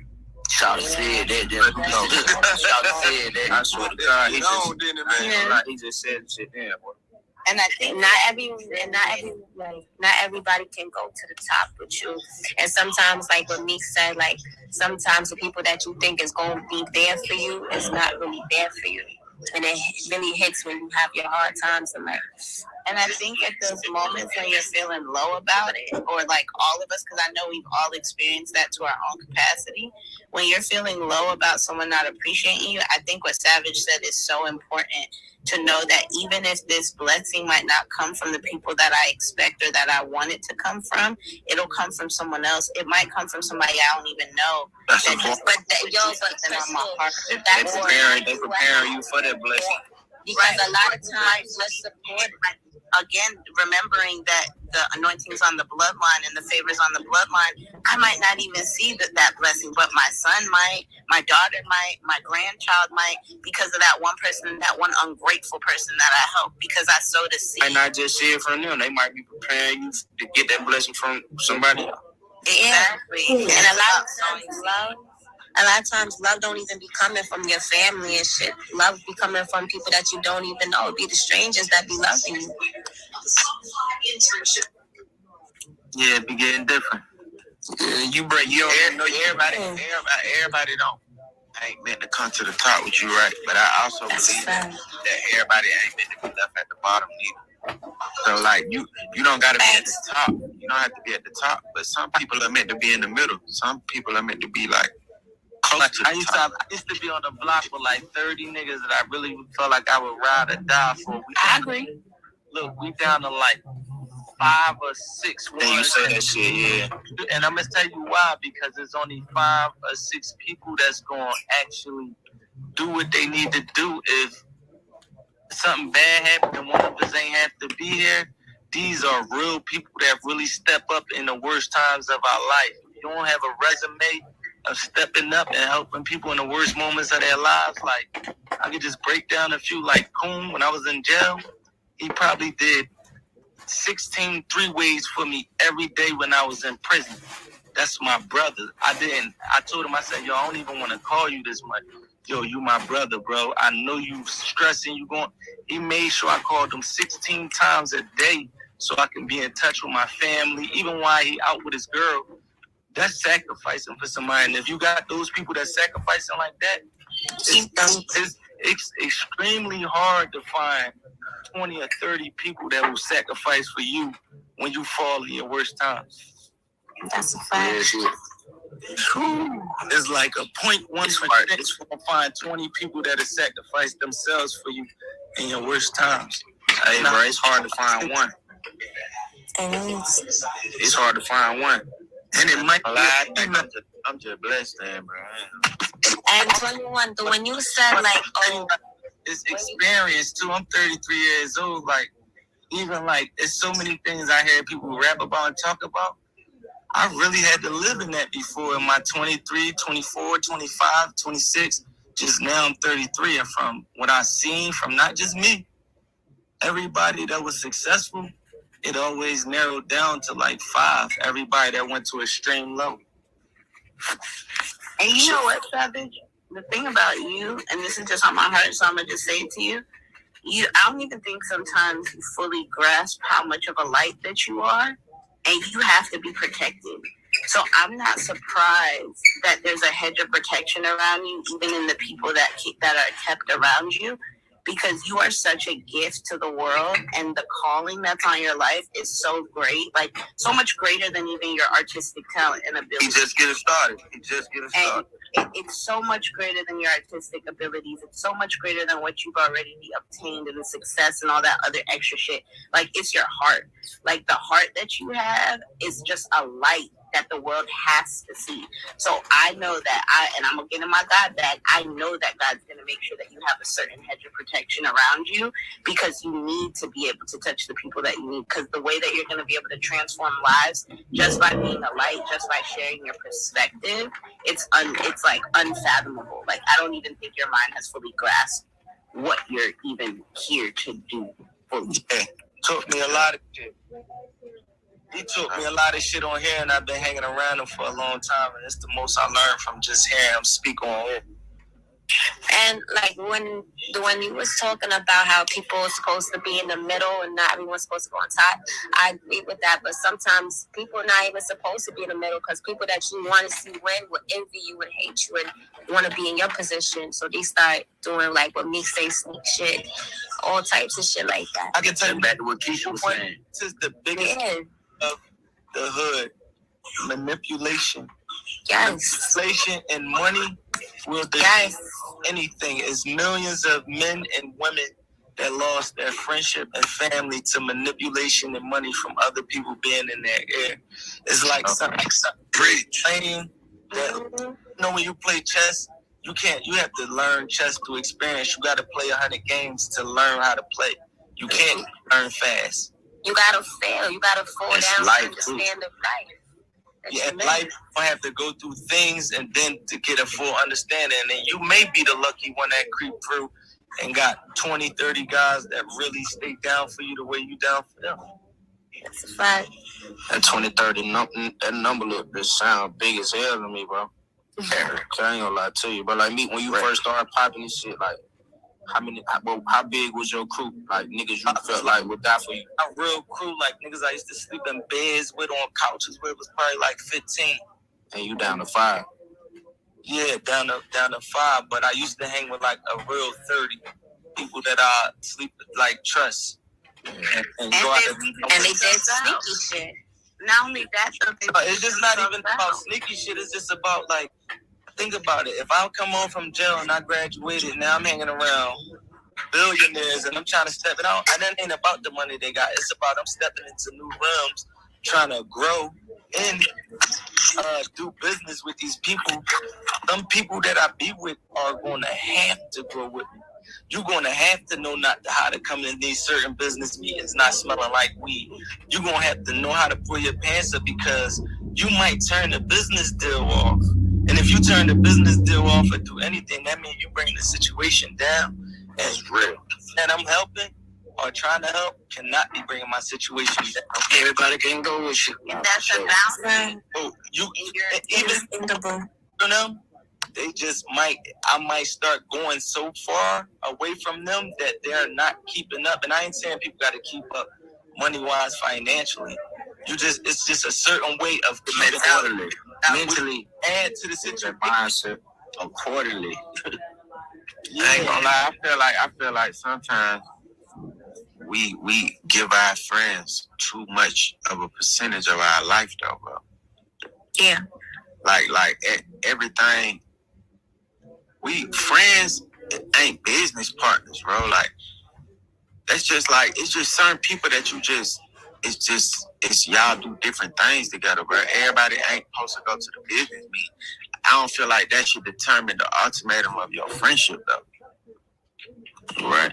Like how I am, though, like it's like a balance. But like how Meek said, like he likes to bring all his head and hold of Jay. I put all my friends in the room with Jay and asked him could he just give us a breakdown of how him and his friends stayed together through this. He stayed for 4 hours. That was just like a class for us. I just felt like I owed my homies that opportunity to get some education, to spread their wings and fly. And whoever take it, take it. If you don't, you don't. But I just always try to, you know how I am. If it's a certain beef that I feel like I can stop, a lot of niggas gonna say I mind my business. Cuz might get in there and try to say something. I know you too, 21. You might really say something on the low. Yeah. And then you got a certain niggas that just won't. Yeah. Elevation causes separation, man. You gotta allow people to knock themselves off the board as you grow and just see that as they go along. Like you gotta let them hang themselves place. And if a person stay who they are as you growing, y'all always gonna have friction because they gonna still be addressing you from your old self. Like, I represent reform now. I used to pull through the hood in Banshees and Rolls Royces and shit like that, all types of shit that whatever people say being in the hood is. Now with reform, I'm representing so many people, I gotta slow that down. So the people that I was riding the bikes with, hanging on the corner with, if some of them in the mix, they can't even really get around me like that, and I love them to death. But I have so much stuff to do that I am slowly outgrowing them, and it don't really got nothing to do with what they did to me or what I did to them. It's just separating, and sometimes people don't really know how to communicate that separation, and it turns to smoke a little bit sometimes. But that's the only thing that really happens when you grow to the next level.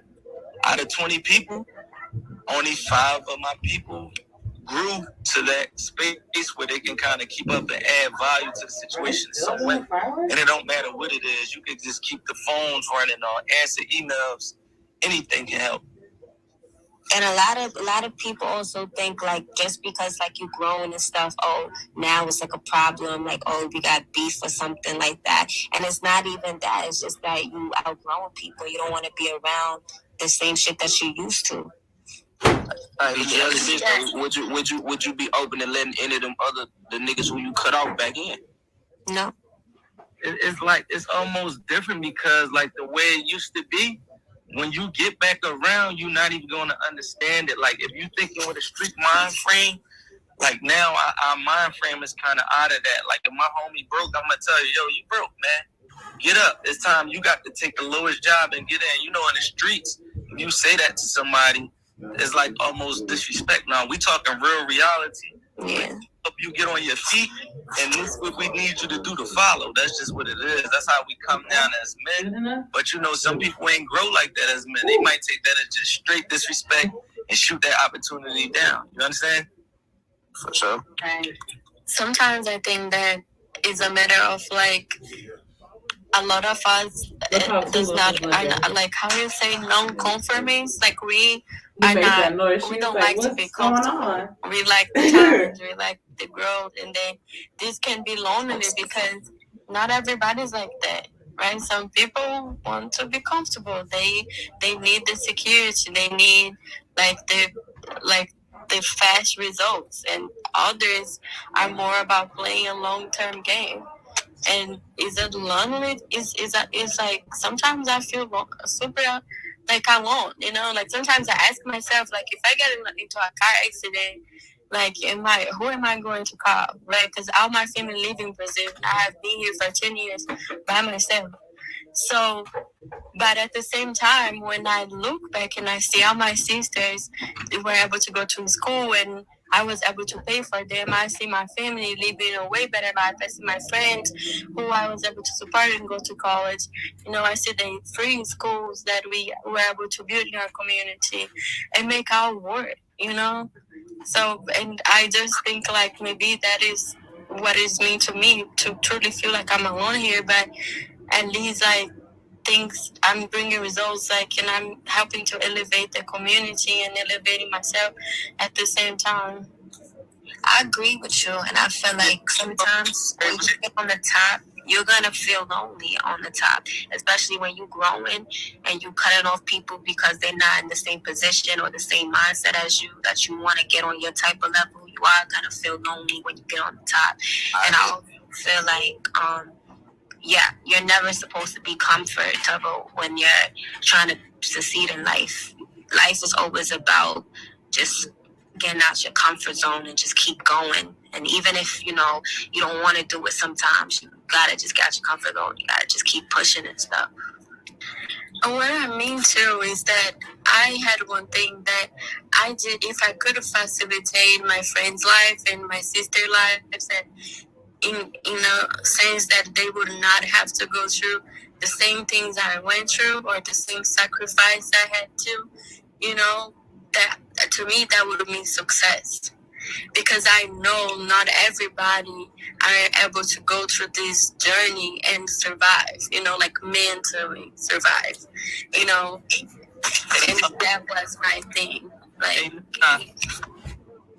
can you tell them in a brief way, like what I told y'all, like why I need smarter people around me? Like when I explained that to y'all, when I said like I gotta reach out on like and go find people that's a little bit smarter than me. You know why I said that? Do you remember?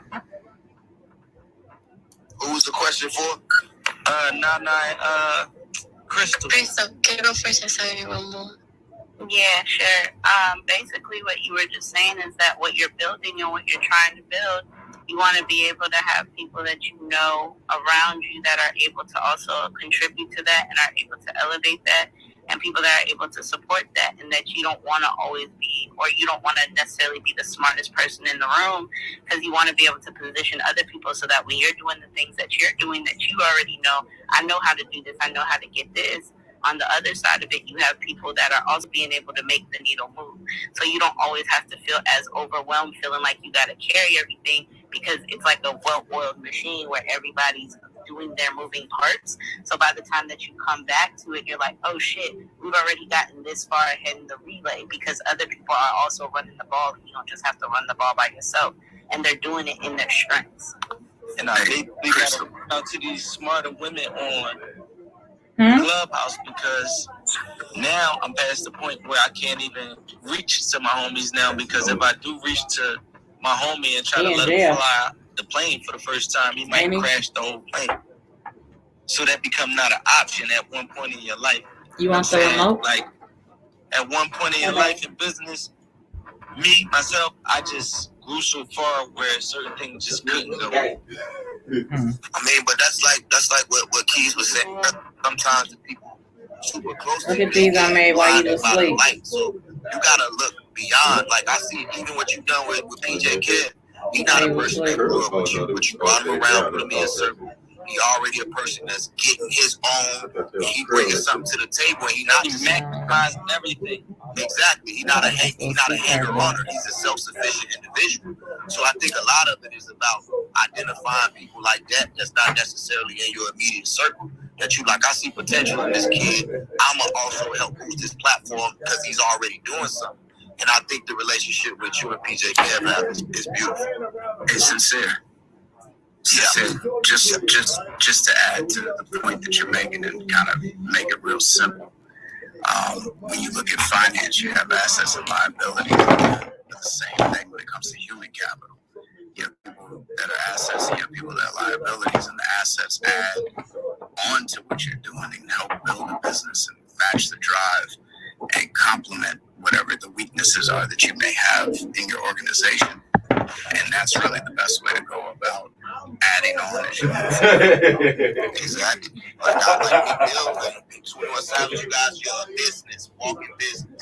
When it's like Pepsi, you know what I'm saying? Pepsi, the CEO of Pepsi not going to hire his homie from high school unless he got the credentials to come in and work that position and be the CFO or whatever. Did he tell on himself in this interview? Did he tell on himself in this interview? It sounds like it. That part. That's putting phones on charges, getting food, making sure everything intact around the same homie that you would be hanging around. Yep. And on top of that, as you're playing that position, you may learn other things so that you can then get promoted and find somebody that under you and go move into another life. Because now you've been yourself sufficient in one area. And that's what it's about. Like my engineer, he was a store runner. When I came to the studio, there wasn't no engineer there. I asked them, and they interned at the store so they could use the studio equipment. I asked a goody engineer, Cruz. He started engineering. He engineered the session for free, I think. Next thing you know, I hired him. I've been with him for 10 years because he placed himself for that opportunity. Like it, so I can get some algorithms. And when you are there with too, you are, I think sincere is when you say that, you know, you become like a truly talent finder. Like you are able to position people to and set themselves to success. Because sometimes you are able to even tell them something that they are not even seeing yet, you know, and you're able to say, hey, I think you can be good to this, you know, I think you just need to learn this and that, and then you start building that team, and then you start actually developing other leaders. Yo, you know what? I made a post out of a friend of mine, a guy older than me, who turned me on to how to be a promoter in Hollywood. Used to always try to be the boss, and I knew he wasn't a boss yet, so I used to tell him, like, listen, bro, if you just listen to me and follow my lead, I'm gonna make you the boss you always wanted to be. And it took him a long time to get used to being bossed around by somebody who's 10 years, the guy was 10 years older. But eventually, when he seen the way that I was running my method and what it was gonna allow for him to do, he was able to actually boss up. Now he owns a majority stake in a restaurant we have out here called the Fish Spot. Like, he's the boss of it. I don't even go there. So now I just bought another restaurant. I own majority of the restaurant, but he's also the boss of that restaurant. I don't even go there. So the point is like I was able to identify, like, yo, bro, the way you running your system to be the boss is not going to work. So if you listen to me, I can teach you how to run a system, and you can use your bossy talents all you want. The boss there, he just wanted to be the boss so bad, and I was able to create a boss to where now he can use all of the vibrato he has to want to do things and be the boss, but do it my way with the system that I put in place, and I can step back and allow the money to just be made. So that's somebody who has coachability though. Everybody don't have coachability. Just like Henry Ford, they can take constructive criticism and they can grow from it, right? And then the danger of sometimes a person having a vision, we see sometimes people for who they can be instead of who they are, and they can't see that. And we try to give them the tools or the knowledge of the game in order to help them and assist them along that road, but they got to produce that within themselves and want it. So you got to know when to step back and kind of play chess when you're trying to help a person into their potential. Yeah, just like Henry Ford, he knew what to do, but didn't know how to do it. He formed an alliance. We say he formed a mastermind alliance because he didn't know how to know what to do, not know how to do it.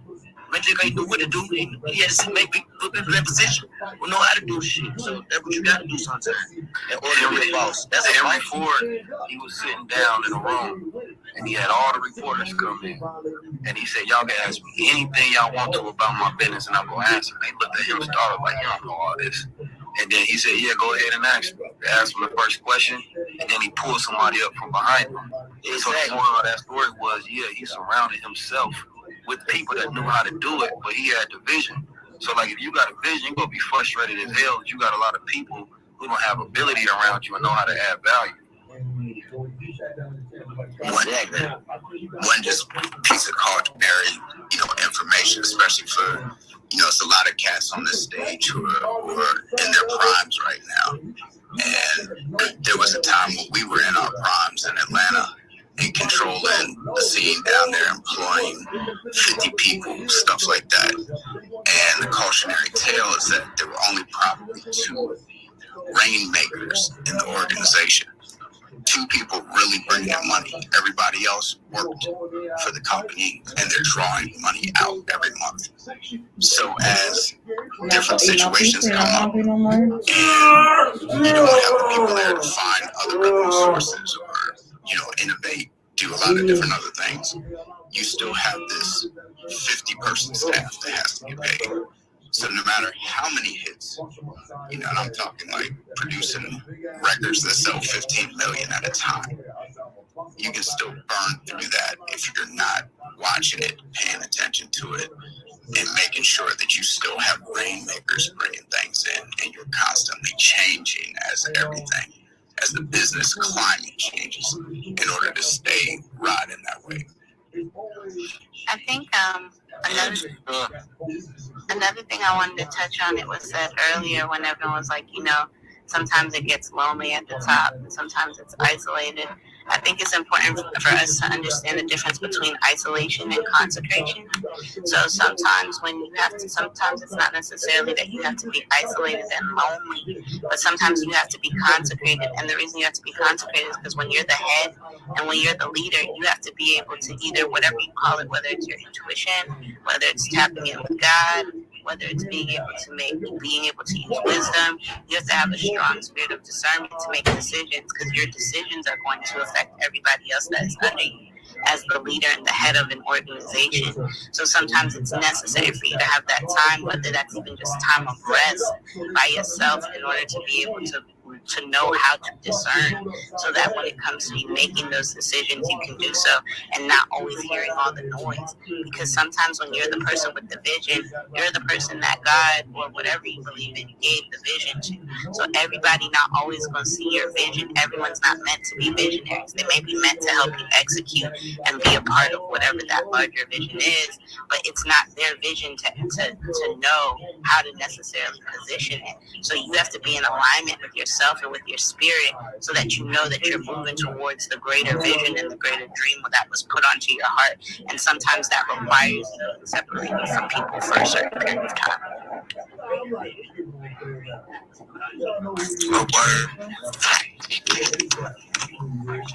I agree. And for a man, I speak on that one. Best way you gonna deal with that is you gotta have a woman that's gonna help you nurture that vision. You feel me? Like, that's gonna be your safe hold in order for you to be able to really grow into that full level of potential. If you look at every man throughout history, right, he had a woman on his side, and that's something you can't neglect, because it levels to manhood. And if you don't get to that level to where you understand, you appreciate, and you know how to tap in with the feminine on that side of yours, it's just certain things that you ain't gonna never get to. You always gonna have certain struggles because you may be progressing in the corporate world or business world, but internally it's certain things that you ain't gonna never expand beyond. So you gotta learn how to be able to find that balance between that masculine and feminine. And that ain't really a conversation we have enough in the culture. And that's why a lot of people deprived of the tools that they need to grow. Big claps. Cause. Yeah.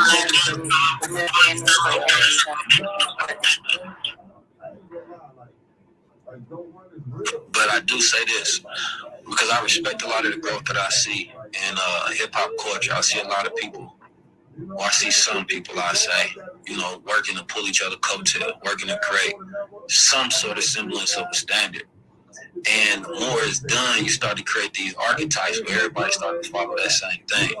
You feel me? Without having a code, without having standards, there's no way you can hold nobody accountable. You know what I'm saying? And those who got the ability to lead the leaders, those are the ones who go behind closed door, have private consultation and then public conversation. So the way you move is strategic, so you influence everybody to think a particular way so that they can build. And we just got to be more strategic about how we influence the culture. I get a lot of people behind the scenes. You know, they may make millions, they may get to the billion, whatever, but you got to understand that the metric of success, you know, is about how emotionally intelligent you are, like how sound your mind is. You understand me? It's 80% mindset, 20% skill set. And if you don't know how, and you don't have emotional experience to where you can balance yourself out, and you know how to fix yourself, you will find yourself constantly in failure while you consistently gain materials. So there's going to be an imbalance from your interior success and your exterior success. So the rest of the world will see you growing. But inside, if we get back to the conversation about hell, that's where you gonna be living. But it look like you got heaven. So you gotta find that balance. And when you with the homies or you in business, you can't skip having the same values. That's gonna be the code that grew y'all, because that's gonna be what you're gonna be able to come back to. You know, you're a napper. One of my things is creating a black standard. Like, what is the standard it means to be black? What is the standard in hip hop? It don't have none in my particular eyes as far as like anybody can become, you know, a rapper as long as they have the hit, right? But culturally, it ain't a standard to say you gotta hold these values, right? And I don't believe that that's gonna come. But in your own circle, you gotta make sure that that particular standard is held. Otherwise, it's impossible to hold people to an accountability if you don't have a criteria for them in the first place. No, that's facts. And also having people around you that pour into you. Like, so many times we're the ones that, you know, pour out our cups and pour and overflow. But you can't pour from a deficit. You're supposed to be pouring from your excess. You're not even supposed to be pouring necessarily from your reserve. So it's so important that the people that you surround yourself with are people that can pour into you. And that doesn't necessarily mean financially or this or that. Sometimes it's just people who could speak to your spirit, people who could speak life into you, people who uplift you, people who see you as not even who you are today, but who you're called to. And it's so important, especially when we're in our dark times, to surround ourselves with those type of people, to be the light that kind of can help light our pathways to get us out of that when we're not feeling like our best selves, even though we know that there's something greater on the other side. Yeah. I agree too. Surround yourself with love. You really supposed to, you know, they always tell us to seek and find balance. I don't really believe that as the end goal. I believe that, you know, you build on balance. But if a person got balance, I look at it as like you want to move away from being negative and want to move away from being positive. So my goal is always to build abundance. That's what wealth is about, having abundance of assets that greatly outweigh your liabilities. And so when I look at life, and I feel like I'm getting drained, and that's because I know I keep over here trying to find balance instead of abundance. And so the goal is always to make sure you got a lot for yourself, so when you give to others, you don't feel it in the same way because you give it from a place of wealth instead of a place of balance. Right. And we don't always know how to create in our lives. That's real. That's a bar. Yeah, but even too, you gotta surround yourself with creatives. I'm talking about people that can create something out of nothing. You know what I'm saying? Like, I feel like we always trying to get the can't get right guy off the block. We went to high school with him. We want to try to build him up. He never created nothing in his life.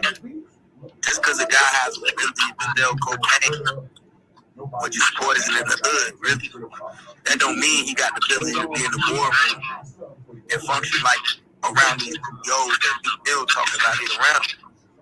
And we just gotta be able to identify these people. We gotta know this shit. We can't just be wanting to save everybody and everything, even if they're family member. So when I see somebody creating something on their own, that's specifically the person that I want to work with, that I want in my circle. I don't want somebody that ain't never did nothing, but he want to come around and he think he the boss or gonna be my boss or have people share something to be at my level.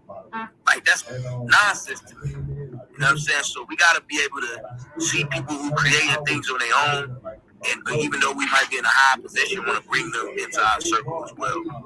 I agree with that to a certain extent as well.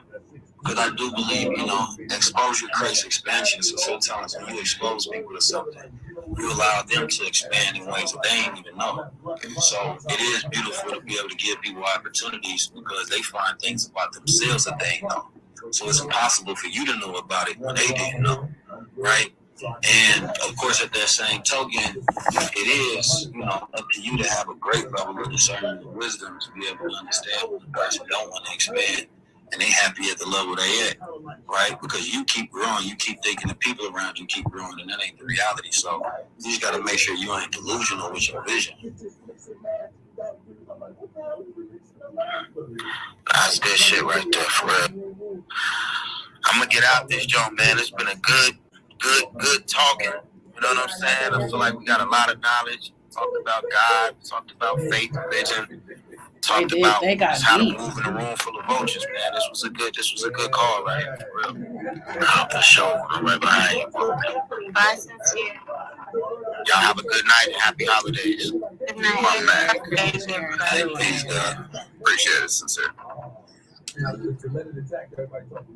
Yeah, it was a blessing building with y'all, man. I do love the opportunity for us to be able to give each other access and communication because unfortunately too much in our culture, we distance ourselves. And when we think about the top and the loneliness, that's just because other people Keisha Paul in here, Sincere is in here, McMill, Karen Civil, Remarkable.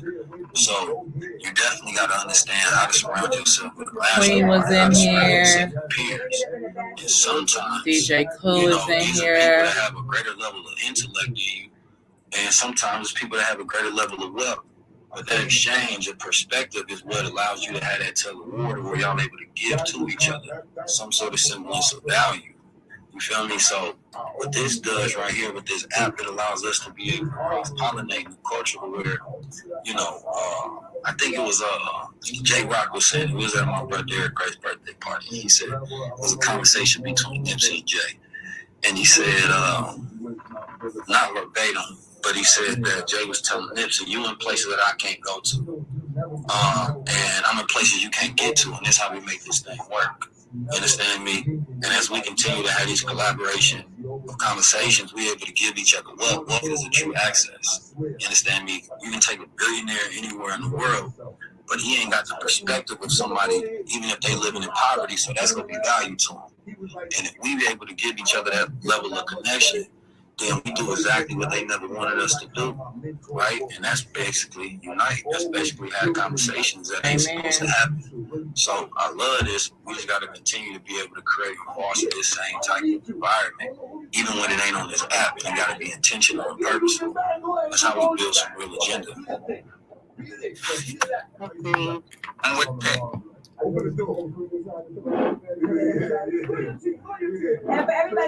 think a key word you said is alignment. Just aligning ourselves with our own spirits and seeking our knowledge, aligning ourselves with people that are at the same vibrational frequency as we are, the one that we wish to obtain, and just like overall, just aligning ourselves. You know what I'm saying? He's always Appreciate that, Chris. I'm ready to fall asleep on y'all. Yeah, I'm about to keep it too. All right. Y'all, I appreciate all of you guys. My prayers for all of you is alignment and just love and healing this holiday season. I hope that you guys have a great morning. Thank you for blessing me.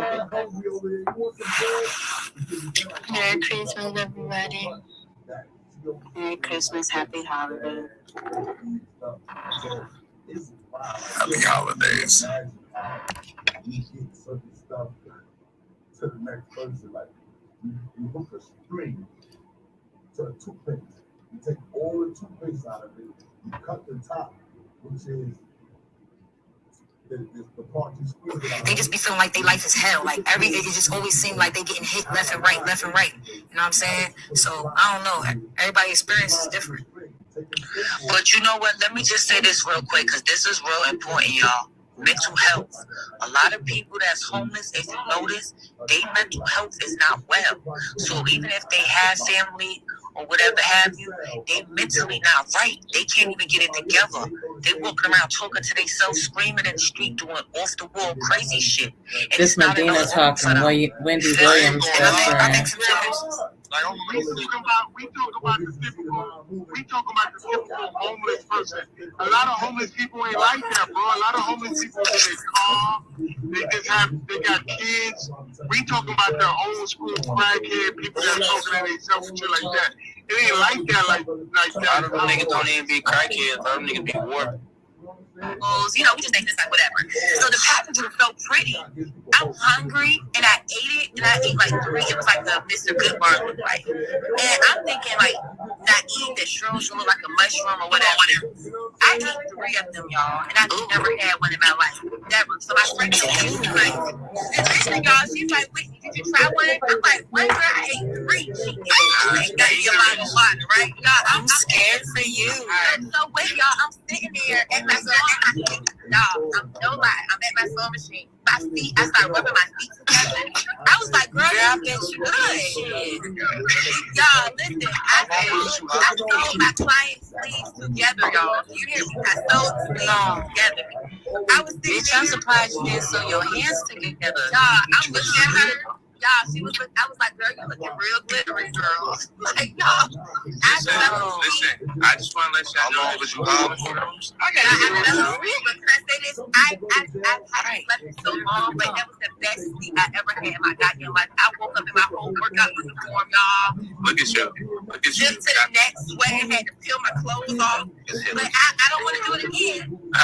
Y'all fucking yourself. It was on accident, though. It was really on accident. So I'll just stick to my CBD and my friends. So my CBD. Okay, girl, that's a job. Nah, fuck that. I don't depend on nothing, bro, because I know the power that's inside. You said you smoke weed every day, right? So is that like a little dependence on that, right? I would definitely say, like I said, we got 3 sides of the human. So I'm not depending on shit. Nah, so I'm asking you a question. So do you depend on weed though? At certain points in my life, I definitely depend on weed. Yes. There you go, cold turkey, white chicken. Yeah, I don't have to. Nah, This is a no judge room. I feel like, I feel like that everybody should be able to. Yeah, but I don't really know questions. Honestly, I just want to ask, like if you depended on it, just because I wanted to see, like. Honestly, I'm so if me being a cultivator, anything, can I be honest? I'm so fucking scared every time I go in. I'm so scared. Definitely, because you don't know what it's gonna like. It's not necessarily what it's gonna be like. It's what I got. That's what I'm saying. What you're gonna reveal, like what the thing is though, unconscious. If I can tell you exactly, it's about your subconscious mind. And to be honest, I'm with you. Shrooms is about, to be honest, really, shrooms is basically preparing yourself for death and coming back. So Tokyo, you trying shrooms next year? No. I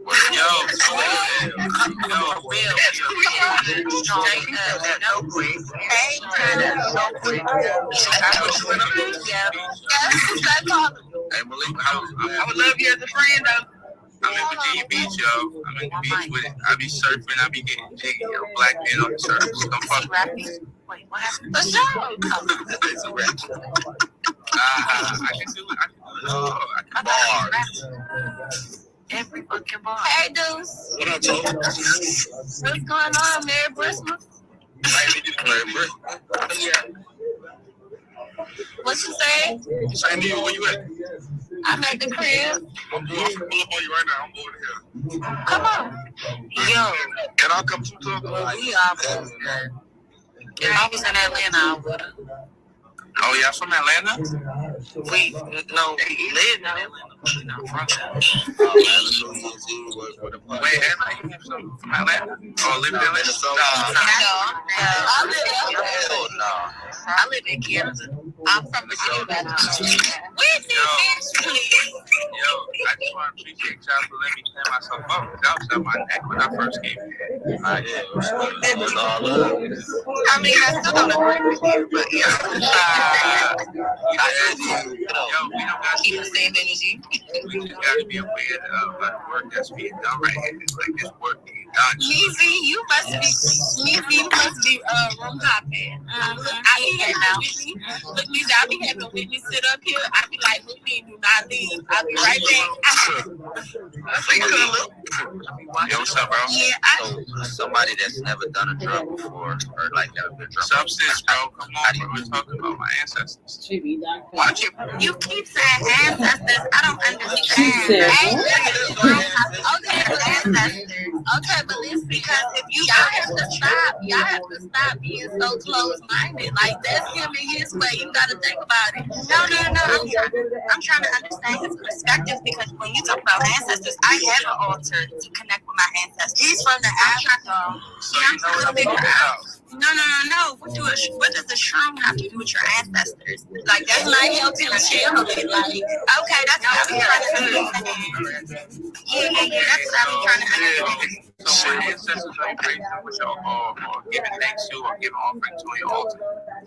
It just depends on the ancestors what offering they want. It depends on what you like. What practice because there's different rituals. Meditation to reach your ancestors. What you doing today, baby?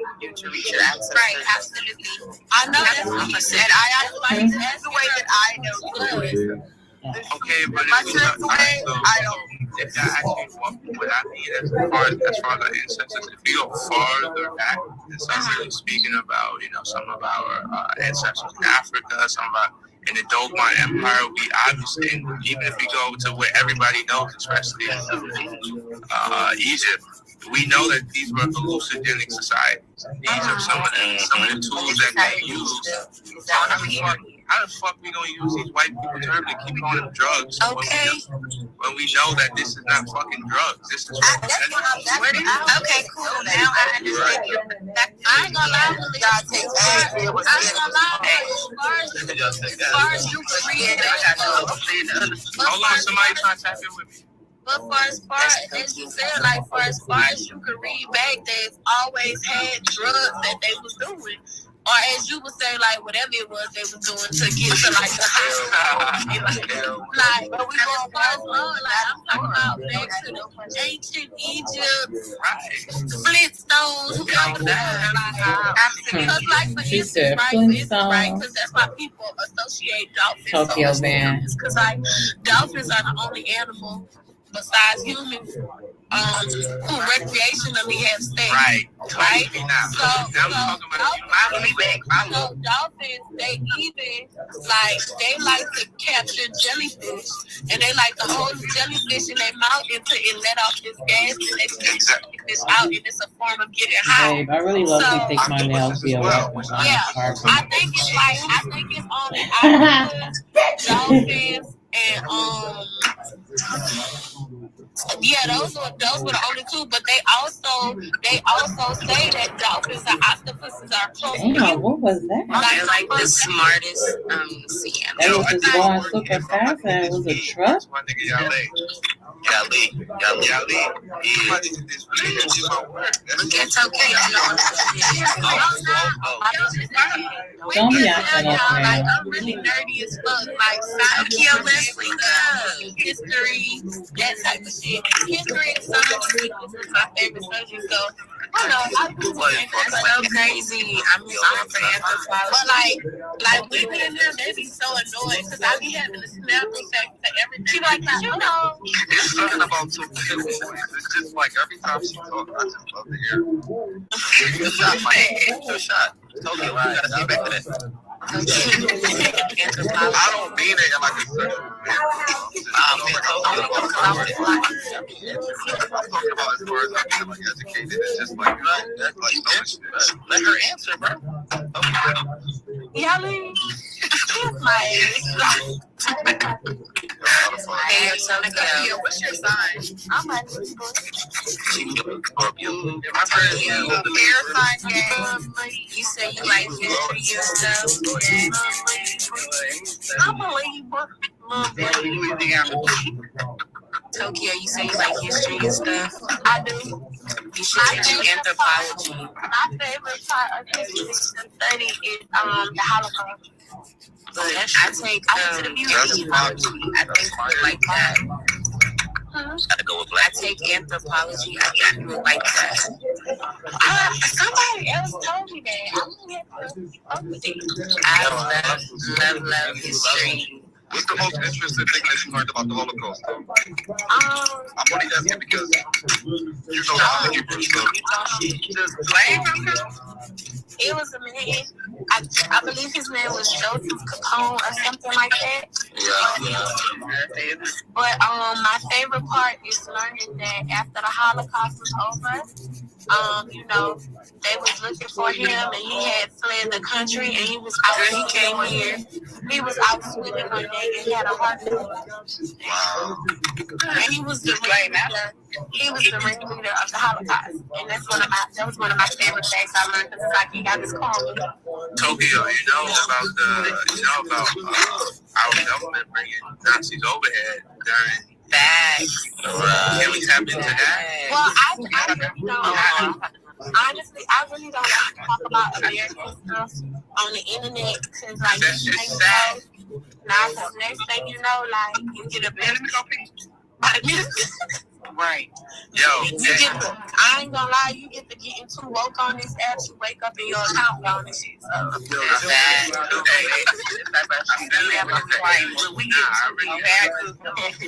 I already know, but I'm putting 10 toes down. Y'all gonna read about me one day. shit, I'm about to DM you. Y'all go read about me one day. Do y'all really think that like never been raised on Oh no, like at that time, because I was very voiceful and I hold back. And because I'm definitely the person who would definitely be a boy, live off the grid for real. I'm like someone who's been a Muslim boy, like I'm just that person. But I really hold back what I say out of fear of letting her insecure my bag and I talk my shit. No, don't even talk your shit when you get the bag. I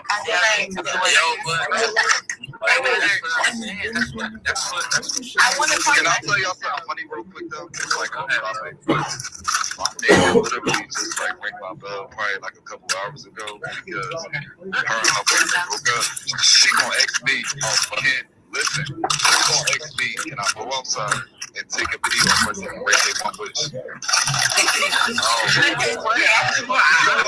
When I tell you, I went to my door bad and shit, but as soon as she said that shit, I couldn't help but crack the fuck up. I kind of would have done it though. Like, there's no way I can be serious and really afford that shit. I'm like back in the day. Back in the day when you used to go through it with your fucking boyfriend, you got your friend calling your dude. No, it used to be like, that's that pride. No, like, girl, call Brian and tell him I'm crying. Let me tell y'all. I'm gonna get my break. My debut collection dropping next year. That's all I'm gonna say. Hey, listen, I just want to tell you that I'm trying to tap in because all that shit on your page, spot your Meezy.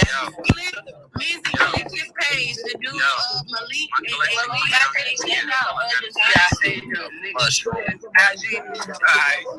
got my collection dropping next year. Baby, let's get it. 22. So I would let me ask you something. So with your shoes, like, are you really like, are you just reconstructing and doing them, or are you really like gonna contract with Nike? Fuck Nike. Square. That's what I'm saying. I mean, I would shit show. I would definitely do. I would say like collaboration. Yeah, collaboration for sure. But I'm not trying to make no big rich. You ain't gotta be on mention because I'll mention you too. What you say, bro? I was talking about Tokyo, my bad. So let me say, let me ask you a question, Malik. So do you take things like kind of like the Dapper Dan kind of thing and just like make the name brand items? No, I don't do that with every shoe. I don't do that with every shoe. To be honest, earlier in August, I went out to Cleveland and I tapped in with this dude named JBS. He's like that folk